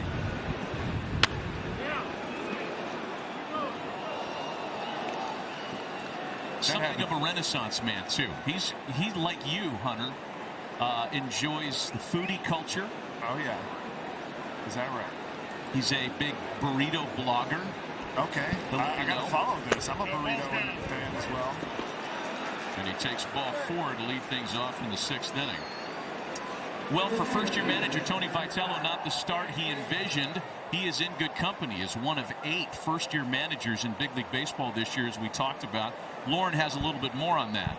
And Matty, I spoke to Jace Tingler, Tony's bench coach, and he said day 1, Tony was doing his media duties. Then he would sprint over to teach base running. Then he's hitting the PFPs, running over to the cage to dissect swings. We have to remember in college, right, coaches have smaller staffs. They have to do so much more with so much less.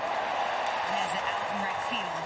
So Tony said, this is the big leagues, and his staff said, you don't have to do everything anymore. We got people for that, Matty. I guess that's the biggest difference, too, Lauren, because when we visited with Tony, he talked about so many resources that we take for granted in the big leagues being available at the college game as well. But it's that manpower support, that human support that really has been the big difference for him. And here's a lot of manpower stepping in now in Aaron Judge. And this is a matchup for Judge. The sinker split goes right into his bat path. This is dangerous for Keaton. It's outside. Judge is over 3 with 3 strikeouts, too. I know he's looking to barrel something up, so. It's probably a little cranky.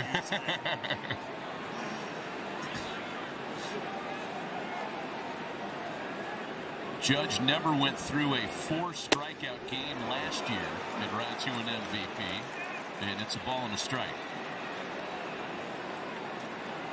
And by the way, he has hit safely in all 9 of his opening days as a Yankee, so that's on the line tonight. 1-2. Ball and 2 strikes. Now you mentioned the 3 strikeouts. Peter, changeup, and then Judge swinging in the 4th. Ball's down. I'll see it, please. And if you're Keaton Wynn right here, it's a 7-run game. You want to get back in here, but it's the right time to challenge him, test your stuff, see if you can put one of the greatest hitters in the game away.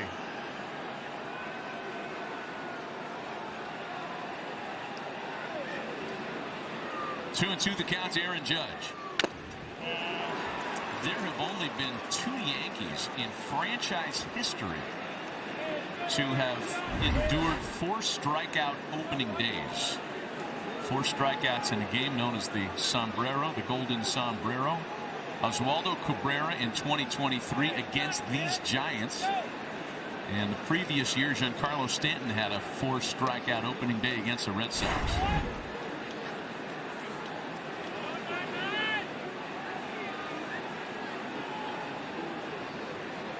Two balls and 2 strikes to Judge.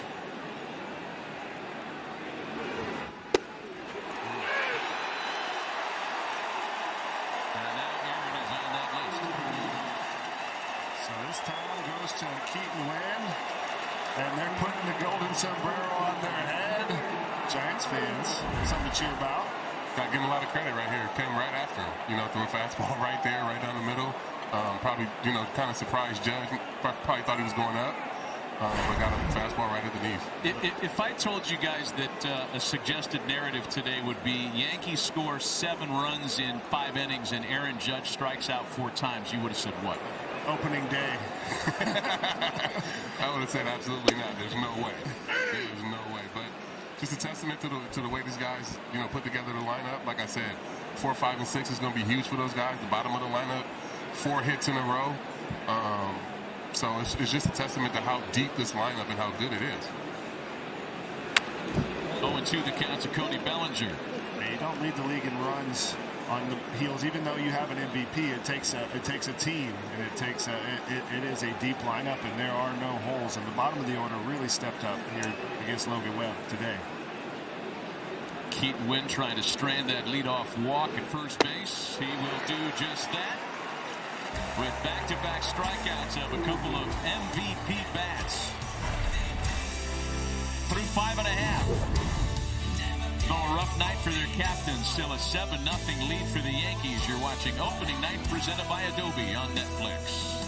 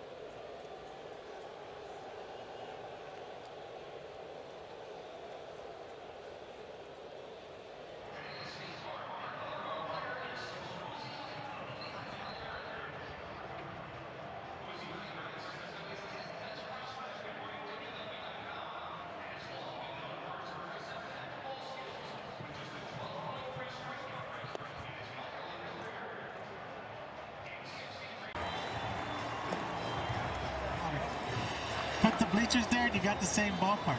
Back from McCovey Cove, our guest, pretty familiar with that little tract of space as we're back in a 7-0 lead for the New York Yankees, bottom of the 6th inning. Matt Chapman, the first to face Max Fried, as we welcome Barry Bonds into the booth. Enjoyed you on the pregame show, Barry. That looked like you guys were having fun out there. We had a good time. I think it was really good. The 3 of us worked together. We worked well. You know, we had CeCe come in there. It was fun. Get a picture. You got to get a picture in a minute sometime. Really? It's not hard to talk baseball, right? What was your thoughts of the game? What are you watching so far here today? What's popped out for you? I'm watching just day 1 right now, right? It's first game. Things are happening. You know, Willie, you know, I saw the first and third, less than 2 outs. Willie should have got that run. It could have gave the Giants momentum at that time. Aaron, I don't know. I think it seems like he's thinking a little bit too much up there at the plate right now instead of just letting it go. But we can't analyze day one. Yeah, he's a little in between right now, but it's the first day. Yeah, it's first day. 2 balls and a strike to Matt Chapman. Chopper for Jazz. Hot shot. And he makes the catch. That got on there on a line. And he's telling Jose Caballero, did you see that? Yeah, Chapman, he's got some, it doesn't look like he swings that hard, but he's got those forearms that are crazy. That was 107 off Matt Chapman's bat right here on the low line. And look, that's just a forearm flick. Jack Chisholm, nice play. Never seen a guy get 8 up on a line drive. Put a glove on that palm. I could watch Jazz Chisholm play. I mean, he plays with such joy. He is so much fun to watch. He's a perfect Yankee, man. Yeah. He is, and he brings that speed and power combination that they need, you know, in the lineup, and a guy that can steal some bags and, you know, like he said, try to go 50-50. I like that. He said, why not shoot for the stars and land on the moon? Speaking about 50-50 and you know, 50 home run kind of guys, Barry, what are some of your memories, and did you set goals before you went into the season? Were you like, I'm going to hit this amount of homers? What was kind of your take on going into the seasons? Well, you know, like I said, I have my dad in Willie with me all the time. My dad just said, hey, if you can do it once, you do it twice. So consistency is what makes the game. Which, if you're going to hit 300, you should be able to repeat what you've done. Rafi Devers with a line shot for Judge. A well hit out number 2. When you came here, Barry, there was so much discussion of the Yankees being interested. You ever think back in a what-if sense? What if I was a Yankee? That short porch, you might have hit 1,000 home runs. I got to tell you a story because George isn't here anymore, so I can tell the truth, right? All right, George. Right here. Well, I would have been the Yankees, but Steinbrenner got on the phone and they called us and they told me, Barry, we're going to give you the money, the highest paid player at that time, but you have to sign the contract by 2 o'clock this afternoon. And I said, excuse me? And I just hung the phone up. Wow. And I went to go get lunch and Dennis Gilbert, my agent, they were like, what do you know you just did? I'm like, did you know what he just said? I just said, forget it. And I went to go by the time I walked down the street to go get lunch, I said, let me just think about this. The Giants called me and I said, I'm going home. Yeah. I think that's going to get pushed around on social media a little bit, that story. It's the truth. That's exactly what I was told. Barry, thanks for coming up here. Thank you, Mr. Guys, we'll look you up for you on the post-game show. Still 7-0 Yanks.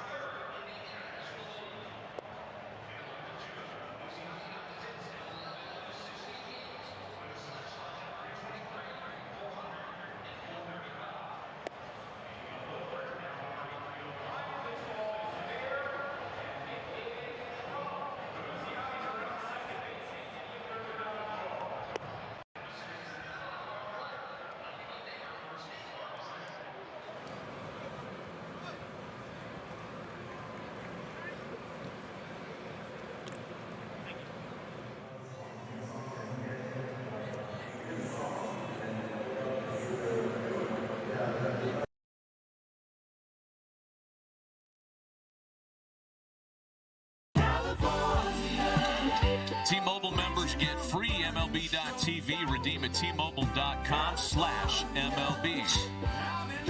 It's a beautiful night in San Francisco. Coit Tower in the distance. Here at Oracle Park, it's been all about the visiting New York Yankees on top 7-0. Giants on their second reliever of the contest. He is a former Yankee, right-hander JT Brubaker, taking over here in the 7th. And his pitch to Ben Rice misses the plate. It's 2-0. And for Brubaker, it's a 4-pitch mix. He's got the sinker, slider, changeup, and curveball. Uses them all. Mainly the sinker, though, 50% sinkers. And he falls behind 3 balls and no strikes. Brubaker got into a handful of games as a Yankee last year and was designated for assignment in August. Signed a minor league deal with the Giants 2 weeks later and got some big league time in San Francisco last season. He's in the zone for 3-1 now to Rice. Longtime Pirate.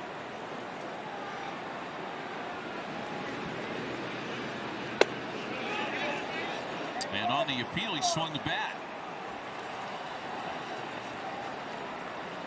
I think Ben is going to have to.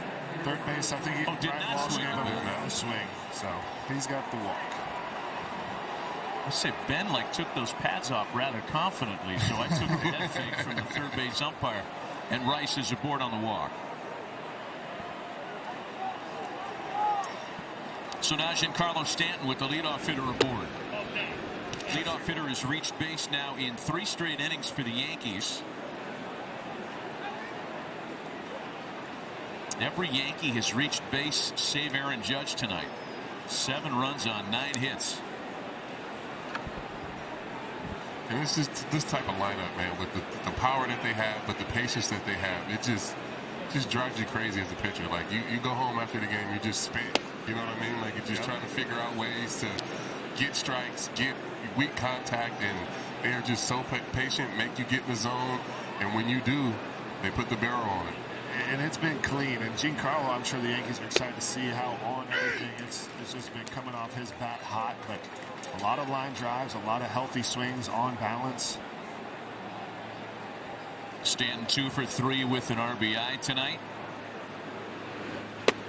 Major League Baseball's active home run leader, 453.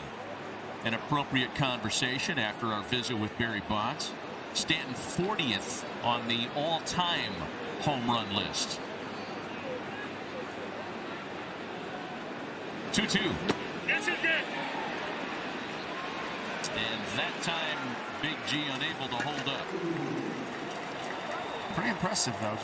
I'm not a math major, but I believe that's 47 home runs away from 500. And right here gets the slider away in the dirt and unable to hold up. That looks like a go. Yeah, close though. That's pretty close. That is close. 500 get you in the hole? I think so. They sure used to, right? Those thresholds changed a little bit, but I think that's a pretty big number. And another first pitch base hit by a Yankee. Jazz Chisholm's first knock of the night. 5 of the 10 Yankee hits have come on the first pitch tonight. And we'll take a look right here, and this wasn't even a first pitch fastball. He gets a breaking ball up out over the plate, and there was no flinch or anything, just back legging like he was looking curveball. Saw it good, healthy hack. Gotta feel good about that. Jose Caballero now singled in a run back in that 5-run second. As a starting pitcher, you see the boys swinging it back like this opening night. You're like, oh yeah, it's gonna be a good summer. That's a good memory, and to Max's credit, you get like you mentioned, you get ahead. He has just suffocated the Giants' offense. Possible double play ball. Adames to Rise, back to Schmidt. They get them both. Runner left stranded. Still a 7-0 lead for the Yankees. As we head into the 7th inning stretch, Jason Bateman gives us a closer look at one of baseball's oldest traditions.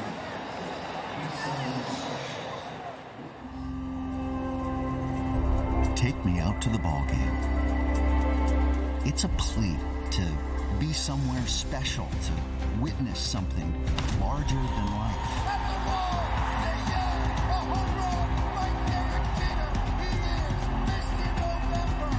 Take me out with the crowd.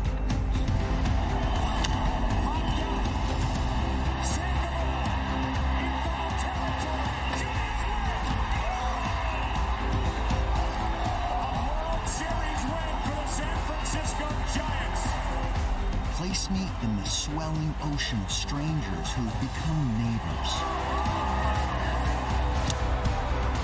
It's at that moment we are one. Just like on opening night. Every team is alive, every fan believes. This is opening night.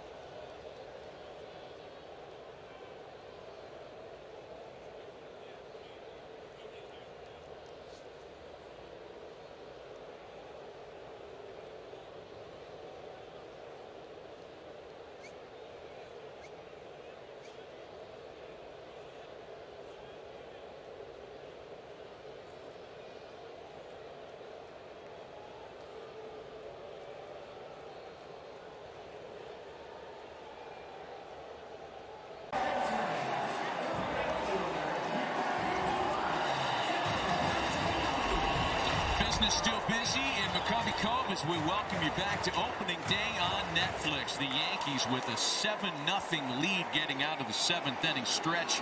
5 in the second, 2 more in the 5th, and the rest of it has been a nasty Max Fried, limiting the Giants to just 2 base hits in this game on opening day. Fried back to work in the 7th. He gets Jung-Hoo Lee, Elliot Ramos, and Casey Schmidt for San Francisco, trying to get something started here late tonight. Took Fried a little bit to settle into this game. You know, the 4-pitch walk to start the game. You know, he was a little erratic to start, but, you know, the guys putting up runs early in the game allowed him to settle in and start, you know, pounding the strike zone, and here we are in the 7th inning. Yeah, it's been impressive. And the Giants, as Barry Bonds mentioned, they had their chance, like you said, in the first, to walk, a single, and gets the Willie down the strikeout. And it's been all Max Fried since then, and the Yankees offense as well. Jake Bird's up in the bullpen for New York. But welcome back, baseball, everybody. Now that we've had a 7th inning stretch and it take me out to the ball game, does it feel real? Yeah, we're back. We're back. I know for a sold-out crowd, it doesn't feel like the season has started yet. Giants fans waiting for something to get loud about. And they're going to have to wait a little bit longer because Lauren, Max Fried has been ornery tonight. I like that word. And I was just thinking about how he spent his early years in Atlanta, right, with influences of Glavine and Maddox and Smoltz, and now he's in New York, being a sponge to Andy Pettit and UCC. I don't think there's been a free agent other than Garrett Cole maybe in 2020 who came to the Yankees who was immediately as effective as Max Fried has been since CC. Boy, Lauren, you make a really good point. And the very effective aforementioned lefty is done after 6 1/3 of shutout baseball.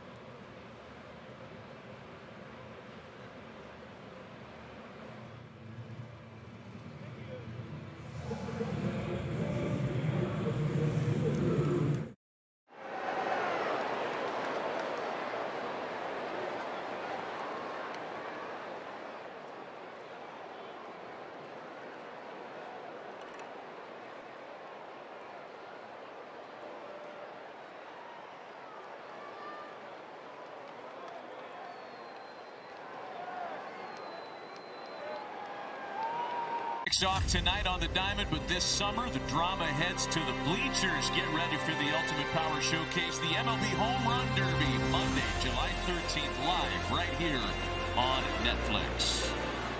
Jake Bird, the first in from the Yankee bullpen tonight. He inherits a clean base path and a 7-0 lead with 1 out in the 7th. There's a look at the numbers last year for Jake Bird. 4-2 with a 5.53. It's a 5-pitch mix. Pitches off his sweeper a little bit backwards. Sweeper, sinker, curveball, cutter, and four-seamer he features. How about Max Fried tonight, guys? 2 hits into the 7th inning. In fact, he puts himself into very elite Yankee company with that opening day line. It's 1-2 to Ramos. Only David Cohn, Ron Guidry, and Mel Stottlemyre had opening day starts of 6+ innings with 2 or fewer hits and no runs allowed. And you see, that's why I say it's different when you're a Yankee, because it's when you do something cool as a Yankee, like it's some cool names you get to pass or like get this sit next to. So it's awesome to see him be able to do that. But Max is just coming to New York and been himself, been accountable. I think that's the biggest word that Booney has said, when we talk to him. It's just him being accountable. And that makes a huge difference in the clubhouse. And, everybody can watch the way you work, the way you go about doing your business. And, having a chance to go out and win 19 games last year it's been awesome.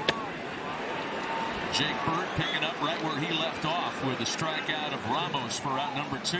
And I mentioned this earlier. You said it, accountability, no excuses, low maintenance for Booney, but that's infectious in the clubhouse when he loves pitching. He mentioned that he's smart, he's relaxed. He's a California kid that has kind of a more relaxed vibe, but when you love to pitch and you're studying and you're smart, you just help everyone around you, and what a tone he sets. And he's standing right next to Will Warren right there, and that's rubbing off on him, and it's just great when you have that type of accountability from your superstar. Like you said, low maintenance, and it just rubs off on everybody. So a 2 gone. Here's Casey Schmidt, hit by a pitch and hit into a fielder's choice tonight. 0-1 from Bird. On the ground past Bird for Jazz. And 2 pitches combined on a 1-2-3 bottom of the 7th. It's still 7-0 Yankees.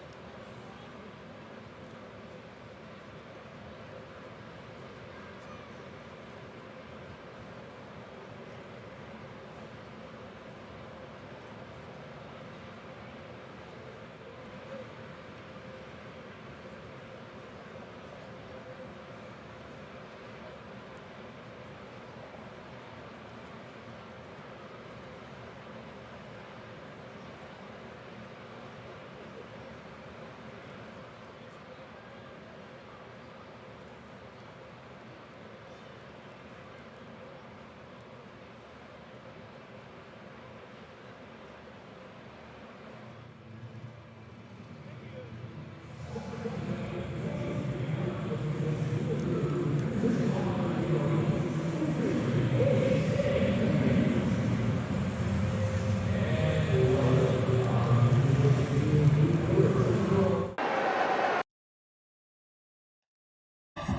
pitched and hit? Yeah, I did. I was Shohei Ohtani before hit. Come and eat some W's with me. Come and eat some food. You can see. Right in the net.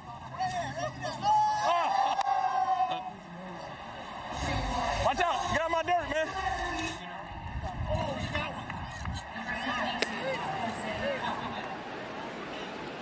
Yeah, we've had some fun watching Heisman Trophy winner and NFL Pro Bowler Jameis Winston have fun here at Oracle Park as we welcome you back on opening day. Ryan McMahon leads things off in the Yankee half of the eighth. Jameis, it looks like you've been having the most fun of any of us tonight. Absolutely, man. You know, I am a fun person, and I know gratitude is the key to abundance, man. I'm grateful to be sitting here between Jay and Jacob and get a chance to watch a good old baseball game. If I'm going to be sitting down, man, I've been on the run. I mean, Jameis, that is how you do it. That's how you enjoy a baseball game, my man. But I need one more thing from you. What you need? We saw the base hit off of Max Fried. Can you get into the Giants dugout? Can you give me a little pep speech? What do they got to do? What's the approach when you were facing Max Fried in college? Well, my approach for Max Fried, we was at Petco Park, and, you know, they had a little short portion of left field. So my desire was to hit the ball off that wall over there at Petco Park. That didn't quite work out. It got to a 3-2 count, so I said, hey, man, I'm going to get him base. So I just stayed inside the ball, and I kept my bat in the zone as long as possible, and I hit it right over the second baseman's head for a single. But, man, one thing, I got a question for you. Let's go. Netflix said they were going to take me out to a ball game, but typically, don't that come with peanuts and Cracker Jacks? And I ain't had no peanuts or Cracker Jacks. Somebody in this stadium, get this man some peanuts and Cracker Jacks, because that's real. You got any peanuts and Cracker Jacks? There's got to be some at the bar. There's definitely peanuts and Cracker Jacks. James, if you had like a wrestling move, what would you pull off on the two men beside you? What would you give them, some people's elbow? What's the Jameis Winston, the W-eating machine? Would you munch on something? Like, what's the attack? You know, look, today I got a chance to be a ball boy, you know, and Jimmy told me. You got your peanuts and Cracker Jacks, bro. But Jimmy had told me, he said, you know, we call it ball dude, right? And one of my favorite things for WWE superstars is, you know, they got mad at me because I threw the ball over the net. And they were like booing me because I didn't pick a kid to give it to. So I'm getting to the joke, but you know what I told him? I said, it doesn't matter what you think. So I get him the stank guy, and I did what The Rock did, and I just let them know, like, you can't play no games with me because it doesn't matter what you think. It doesn't matter how old you are. Jameis throws the ball where he wants. You got some real bodyguards down there right now, too. Man, look, let me tell you something about these men. Like, these men know how to put on a show. Listen, one thing people don't know about WWE is they're really writing the script as they go. Like, so these are prime entertainers. Jay, man, tell me, if you could write the script right now, what would you do? What would you tell the Yankees? What would you tell the Giants to do for them to get some runs on the board, bro? Man, come on, Giants, we just got to rally right quick, Goose. That's all. I'm here. I'm for the support. You know what I'm saying? As far as the Yankees go, we got 2 words for you.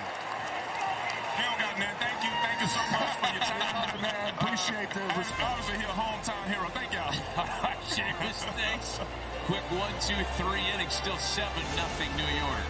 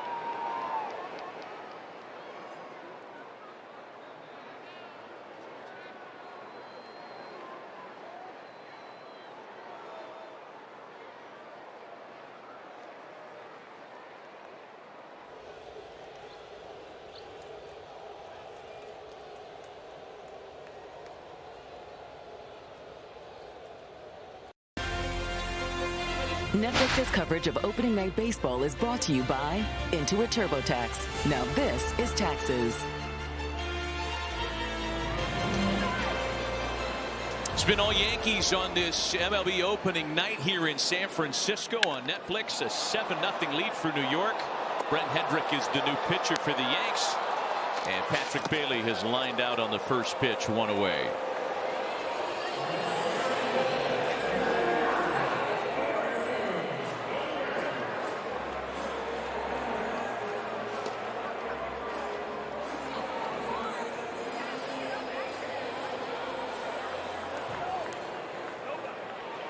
That floating Giants hot tub is about as lonely as the hits column on the scoreboard tonight. There's 2 hits for San Francisco. Aye, mateys. Hey, they are winning, baby. I got to get out there to McCovey Cove. It's so fun. I got to get out there. You're in the water, you're winning. You know what I'm saying? It's got to be a day game, though, because it's a little chilly right now. I got a little cold. Or bring yourself a lot of clothes. Harrison Bader, the batter, with 1 gone. Again, just 2 hits for San Francisco tonight. And for Brent Hendrick, he's got elite extension. He gets way down the mound. Big, tall, lanky, 4-seamer slider, split finger. The 94 plays up. Right now for the Giants hitters, are they you're just trying to leave here with something? Get a knock, do something. Yeah, you got to. It matters. You don't want to go down 7-0. You want to put some momentum, get some energy, because you got an off day after opening day, which is one of the toughest things. Yeah, that first couple weeks. You want to get going, but for the Giants, these innings really matter. Make something happen. Get something to feel good about. Well, I'll tell you one thing the Giants would love to get rid of, because if it continues and ends this way, the last time the Giants were 2-hit and shut out on opening day was 100 years ago. The 1926 Giants of New York, of course. They were shut out by the Brooklyn Dodgers. And when you're talking about it's been 100 years since this or that, Luis Arraez into right with hit number 3 for San Francisco tonight. Now, I have a pretty, well, it wasn't a home opener, but opening day against the Dodgers. Kershaw threw a shutout and hit a home run to beat us 1-0. That was painful. Now we got to talk about the hit streak. Hit streak is alive, man, and this is harder to go. For months without a bat, and then come in and continue the streak. I agree. Congratulations. I agree. Let's go. It's definitely harder to keep it going through the offseason. As it may be harder, I think it's trash if you count that as a hitting streak. If he gets to 56 over multiple seasons, it's got to be with an asterisk. It's got to be with an asterisk. He had to rest in the imagine 56 straight. If you've ever played baseball, it's about rhythm and momentum, and when you get into a streak, it's because you're in a roll, and to stay on a roll from the end of a season and go into the next season is extraordinarily difficult. So it actually needs not an asterisk, it needs a superstar. An extra exclamation point. It's more impressive? It's way more impressive to keep that going. Guys, two guys have been a lot of games in the major leagues, and CC could hit, by the way. I used to respect you guys. Come on now, man. I lost it all. Hit streak. 2 balls and a strike on Matt Chapman with Arraez aboard. No, ball's inside. Let's talk a little bit about Luis Arraez, though, because, look, this is a guy who wasn't finding a lot of offers in the offseason. He's still on the right side of 30. He's won 3 batting titles, back-to-back years of leading the National League in hits, and somehow he is criminally underrated. Yeah, it's incredibly frustrating to watch every offseason he goes into free agency and just not get any play or not get any calls. Like how we think he should. You know, I think at a time when, you know, the league is not hitting for a high average, and him being able to win batting titles, put the ball in play, you know, barrel up the ball is a super skill that I think he should be paid for. He's an incredible ball player. He has intangibles. This guy has more energy than almost anyone you'll ever see. He's really excited. You can see the passion. A hero of the WBC. This was the 3-hole hitter for Venezuela who won the WBC, the captain. And you can tell the respect that he has among his peers, among people who have played the game a long time. You know, Pujols was talking about it with us at breakfast, and they can't believe in how good a pickup. The Giants are extraordinarily happy to have him because his bat plays so beautifully in this ballpark, and I mean, all 4 of his at-bats, you can see him grinding, and just he's put up the best at-bats of the game for the Giants. And just a great teammate, too. Yeah, always in a good mood. Always. I mean, having him and Willie in the same clubhouse has got to be a lot of fun. There's going to be so much energy, and those guys are going to get after it day in and day out. It is impressive. You also feel like with another contact guy in the lineup, it'll give a first-year manager maybe a chance to hit and run a little bit and be a little bit more creative. Ball's down. Absolutely. Giants have stacked up multiple base runners for the first time since the first inning tonight. That's a great point, though, Matt. And here's Rafi Devers now. First and second with 2 gone.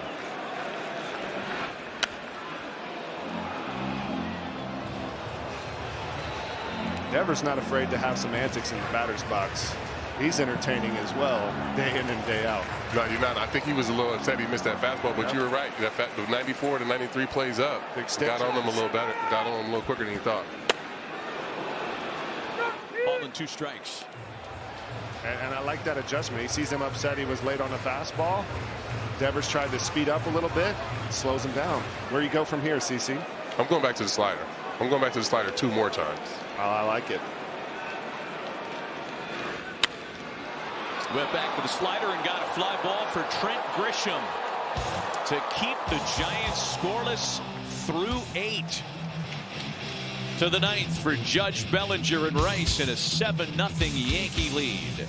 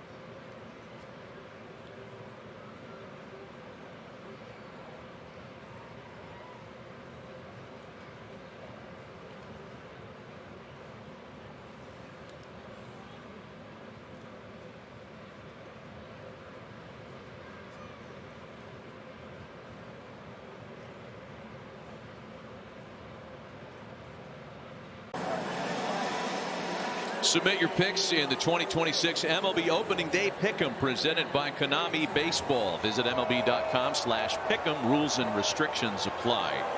A reminder that MLB app has you covered all season long. Get personalized highlights. Download the MLB app, the #1 app for live baseball.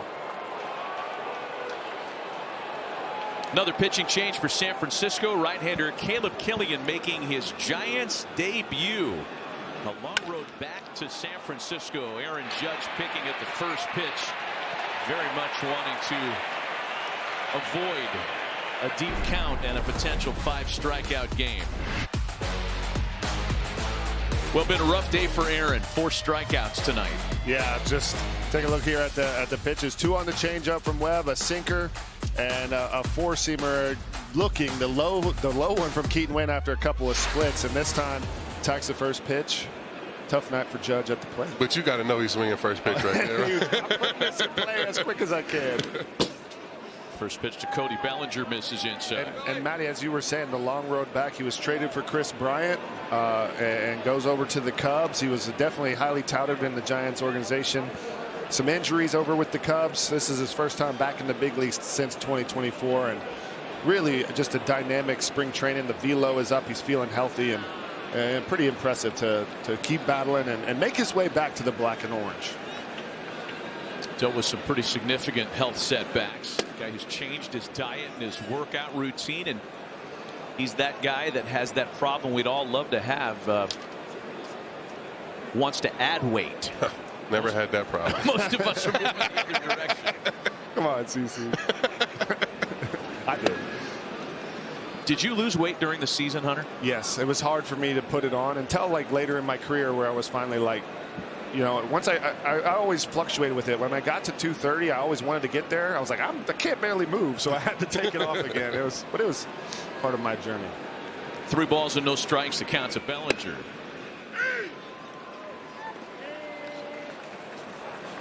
Where did you want to be when you were playing? Did you have a specific spot that felt right for you?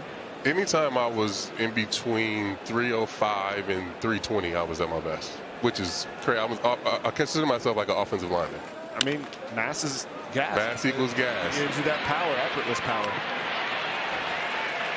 2 gone in the 8th. In the 9th, I beg your pardon.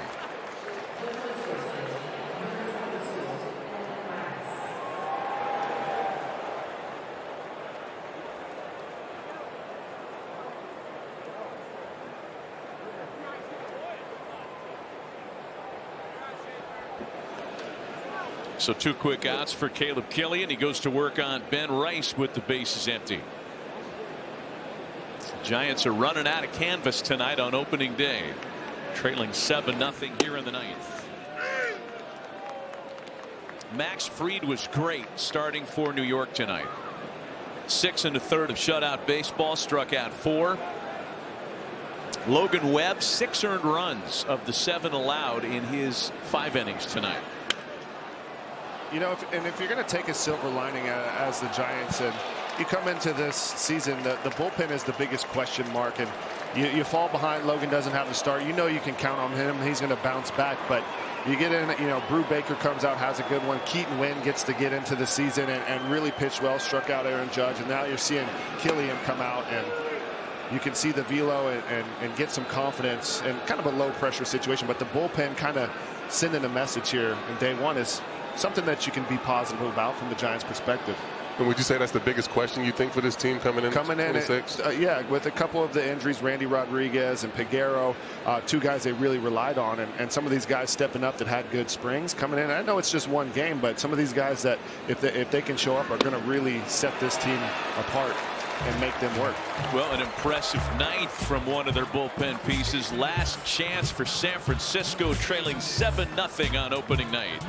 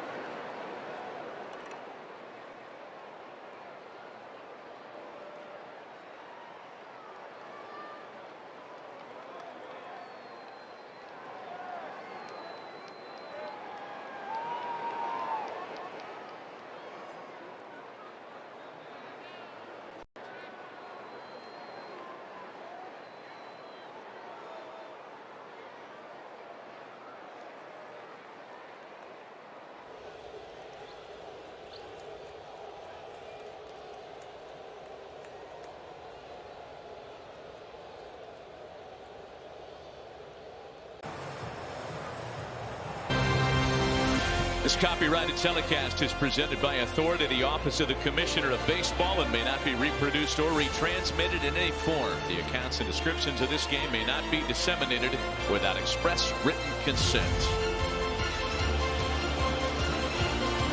Back at Oracle Park, where the Yankees are 3 outs away from sealing up an opening day win on the road, and they'll turn to somebody very familiar to the Giants and their fans.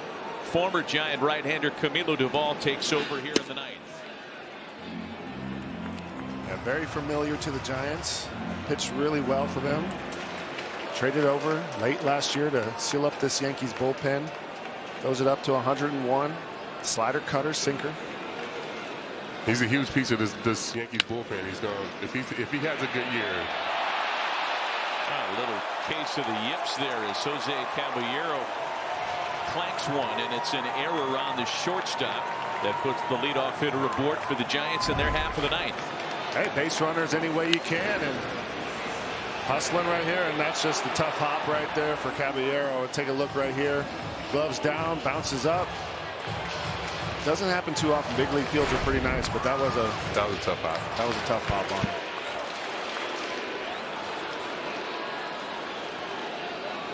So that'll bring up Jung-Hoo Lee, who is 0 for 3 on opening night.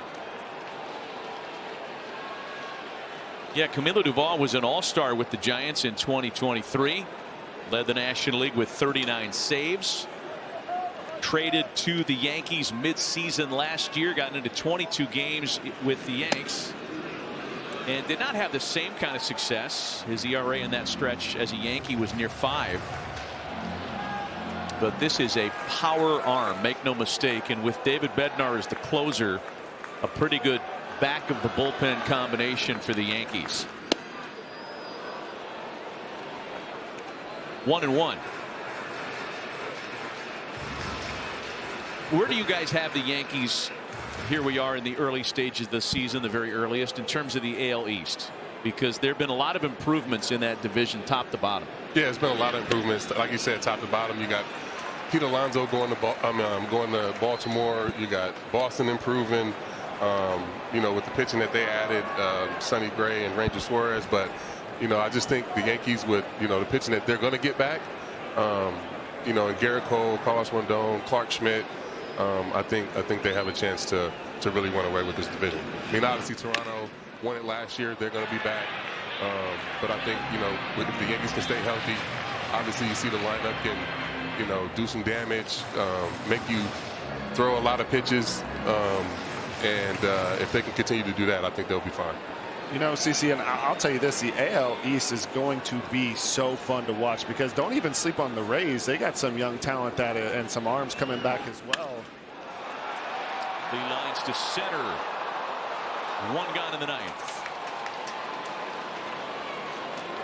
Olympic medalist Ronda Rousey and combat sports trailblazer Gina Carano face off in Netflix's first ever live MMA broadcast. Tune in May 16th for the highly anticipated fight that has been years in the making.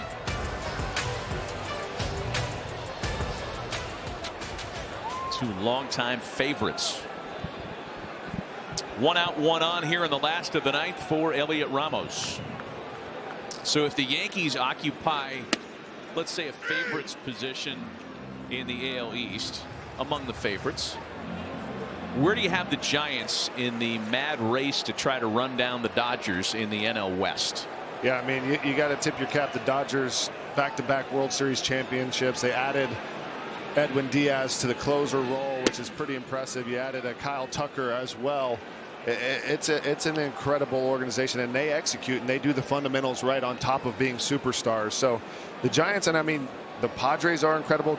People that sleep on what the Diamondbacks were doing, but it's similar to kind of the AL East and the NL. The NL West is just a bunch of powerhouses. We have a deep lineup. I think they're up there. They can compete for it if they play good baseball. That one gets away from Wells. Wild pitch that will advance Adames to second with 1 away.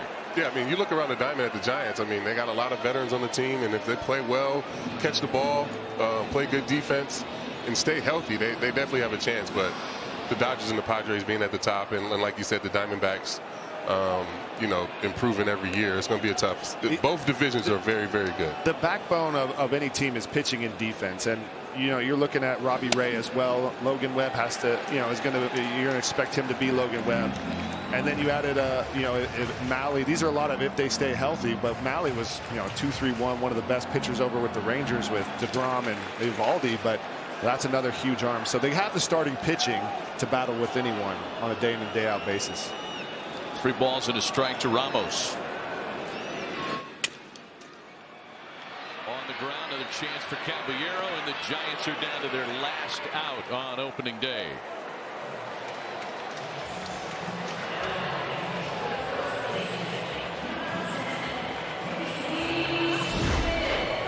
And we'll take another look. Caballero gets another chance, goes in there one-handed, kind of kicks up on the heel of the glove as well. Able to scoop it up.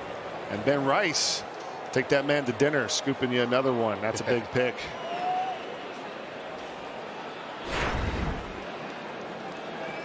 Casey Schmidt with 2 gone and a runner at third and a 7-0 deficit. And on the first pitch, a high drive for Aaron Judge that will put a close to business on opening night.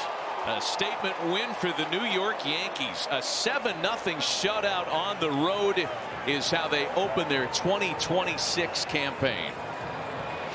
And CC, I mean, you got to tip your cap to the guy starting on the mound for the Yankees. Just an absolute gem to set the tone. I think that the Yankees had a great approach against Logan Webb. We talked about it, aggressive early. They took the changeup away from him, and they struck quick and they struck fast. Yeah, Max Fried combined with the approach that the Yankees had. I mean, it was just a little too much for the Giants tonight. Opening night, great night for the guys, and off to a good start.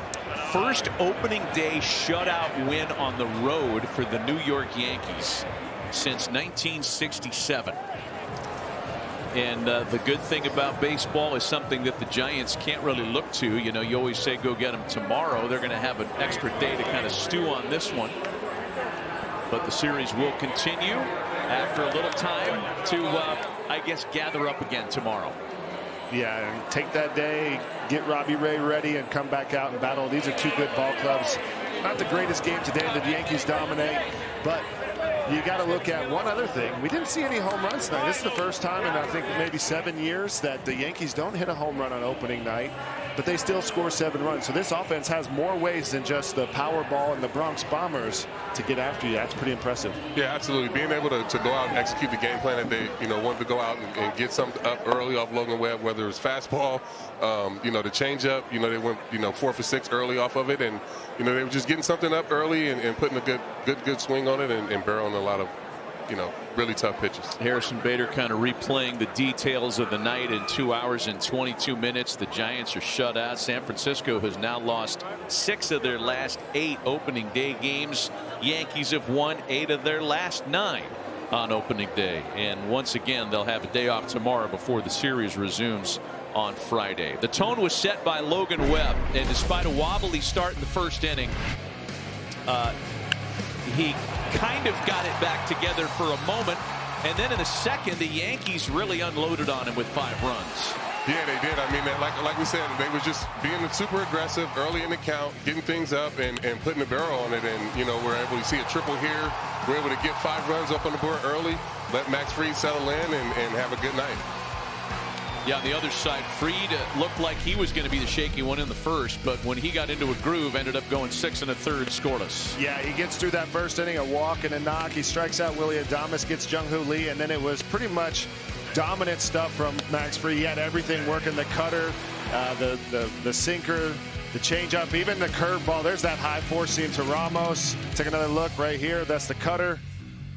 Another look, and it just dotting up the zone, working all avenues, in, out, up, down, all quadrants, and really just an impressive stuff from an elite pitcher. I mean, you could say that the Giants had their opportunities. They really didn't have many opportunities. Just the first inning, yeah, really. 0 for 5 with runners in scoring position. Time to hand out some hardware with a twist as we send it down to Lauren for our Netflix opening night MVP ceremony. Lauren? Maddie, it's 1 of 162. We're hanging out. We're partying with Max Fried, who was flawless, and Trent Grisham. And Jameis is bringing the post-game meal. I don't know how he still has energy. Get over here. And And we got swag. Are you ready for this or what? I know you already got a jacket. It's a little chilly. The Netflix MVP jacket. Try it on for all to see. How's that feel? This is actually really comfortable. Thank you. Jameis, what do you got for us tonight? Guys, we have some unbelievable gourmet hot dogs. I know you guys, y'all probably not a bunch of gizzy gobblers, but we got some nice mission dog. I don't know what's in there. And we got a plain dog. Y'all don't seem like some plain dogs, but y'all are our popular dogs for the night. So which y'all want? What y'all want? Pick your poison. I'll go with the mission dog. You're allowed. And you are on a mission. 7 pitches, Let me see what all we got of them working. He's allowed. Let's get you some fresh mission dogs, man. You are Trent, on a what do you mission think? tonight. I think I'm gonna kill those fries. You want some kill fries? all those fries. Look, He's going to kill all those fries. Give them to him. I got you some ketchup and mustard too if you want some. Look. Max, you and I were talking. What are you dissecting? What are you looking I'm at? just seeing what's in here. I don't even. Okay. You just told me a mission dog, so I'm just trying to figure it out. You're exploring. You were exploring with 7 pitches tonight. What was working so well? I feel like you were feeling it out in the first and then just complete domination. Definitely was a little out of it, but you know, all the credit goes to the offense. You put up 5 runs, it allows me to just take a deep breath and be able to just go out there and attack. Are you as calm as you seem on the mound? I'm definitely more frustrated. Frustrated with that performance tonight? I mean, it wasn't easy. It was a grind. Like I said, they took all the pressure off of me. They were able to come out swinging, and when you put up a 5 spot, it kind of just makes my job way easier. I was in the Yankee dugout, Max, watching you in between innings. You were just staring into abyss. What do you think about in between innings you're laughing? You're just in a zone. You just try to stay locked in and know that you can't take you can't take your mind off the game, because then they're gonna jump you. Trent, I feel like the depth was on full display. Was the plan to be aggressive early? Not necessarily. No, tell me why. Just to be ready for our pitch. We know he's a strike thrower. So, yeah, I think we executed our plan pretty well. It was just be ready. I feel like last year, looking at it, it was a career year for you. How do you carry it in to this year? I mean, it's a new year, so I learned some things last year.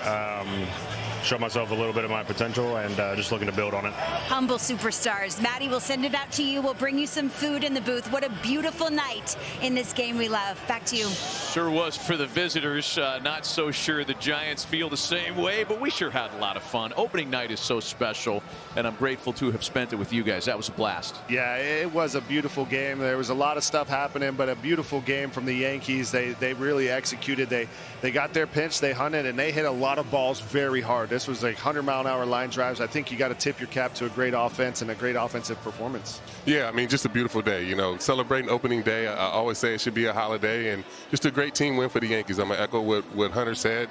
You know, Max Fried had a great game, but the offense, you know, going up, putting up 5 runs early, letting him go out and take a deep breath, like he said, and be able to go out and have a good game.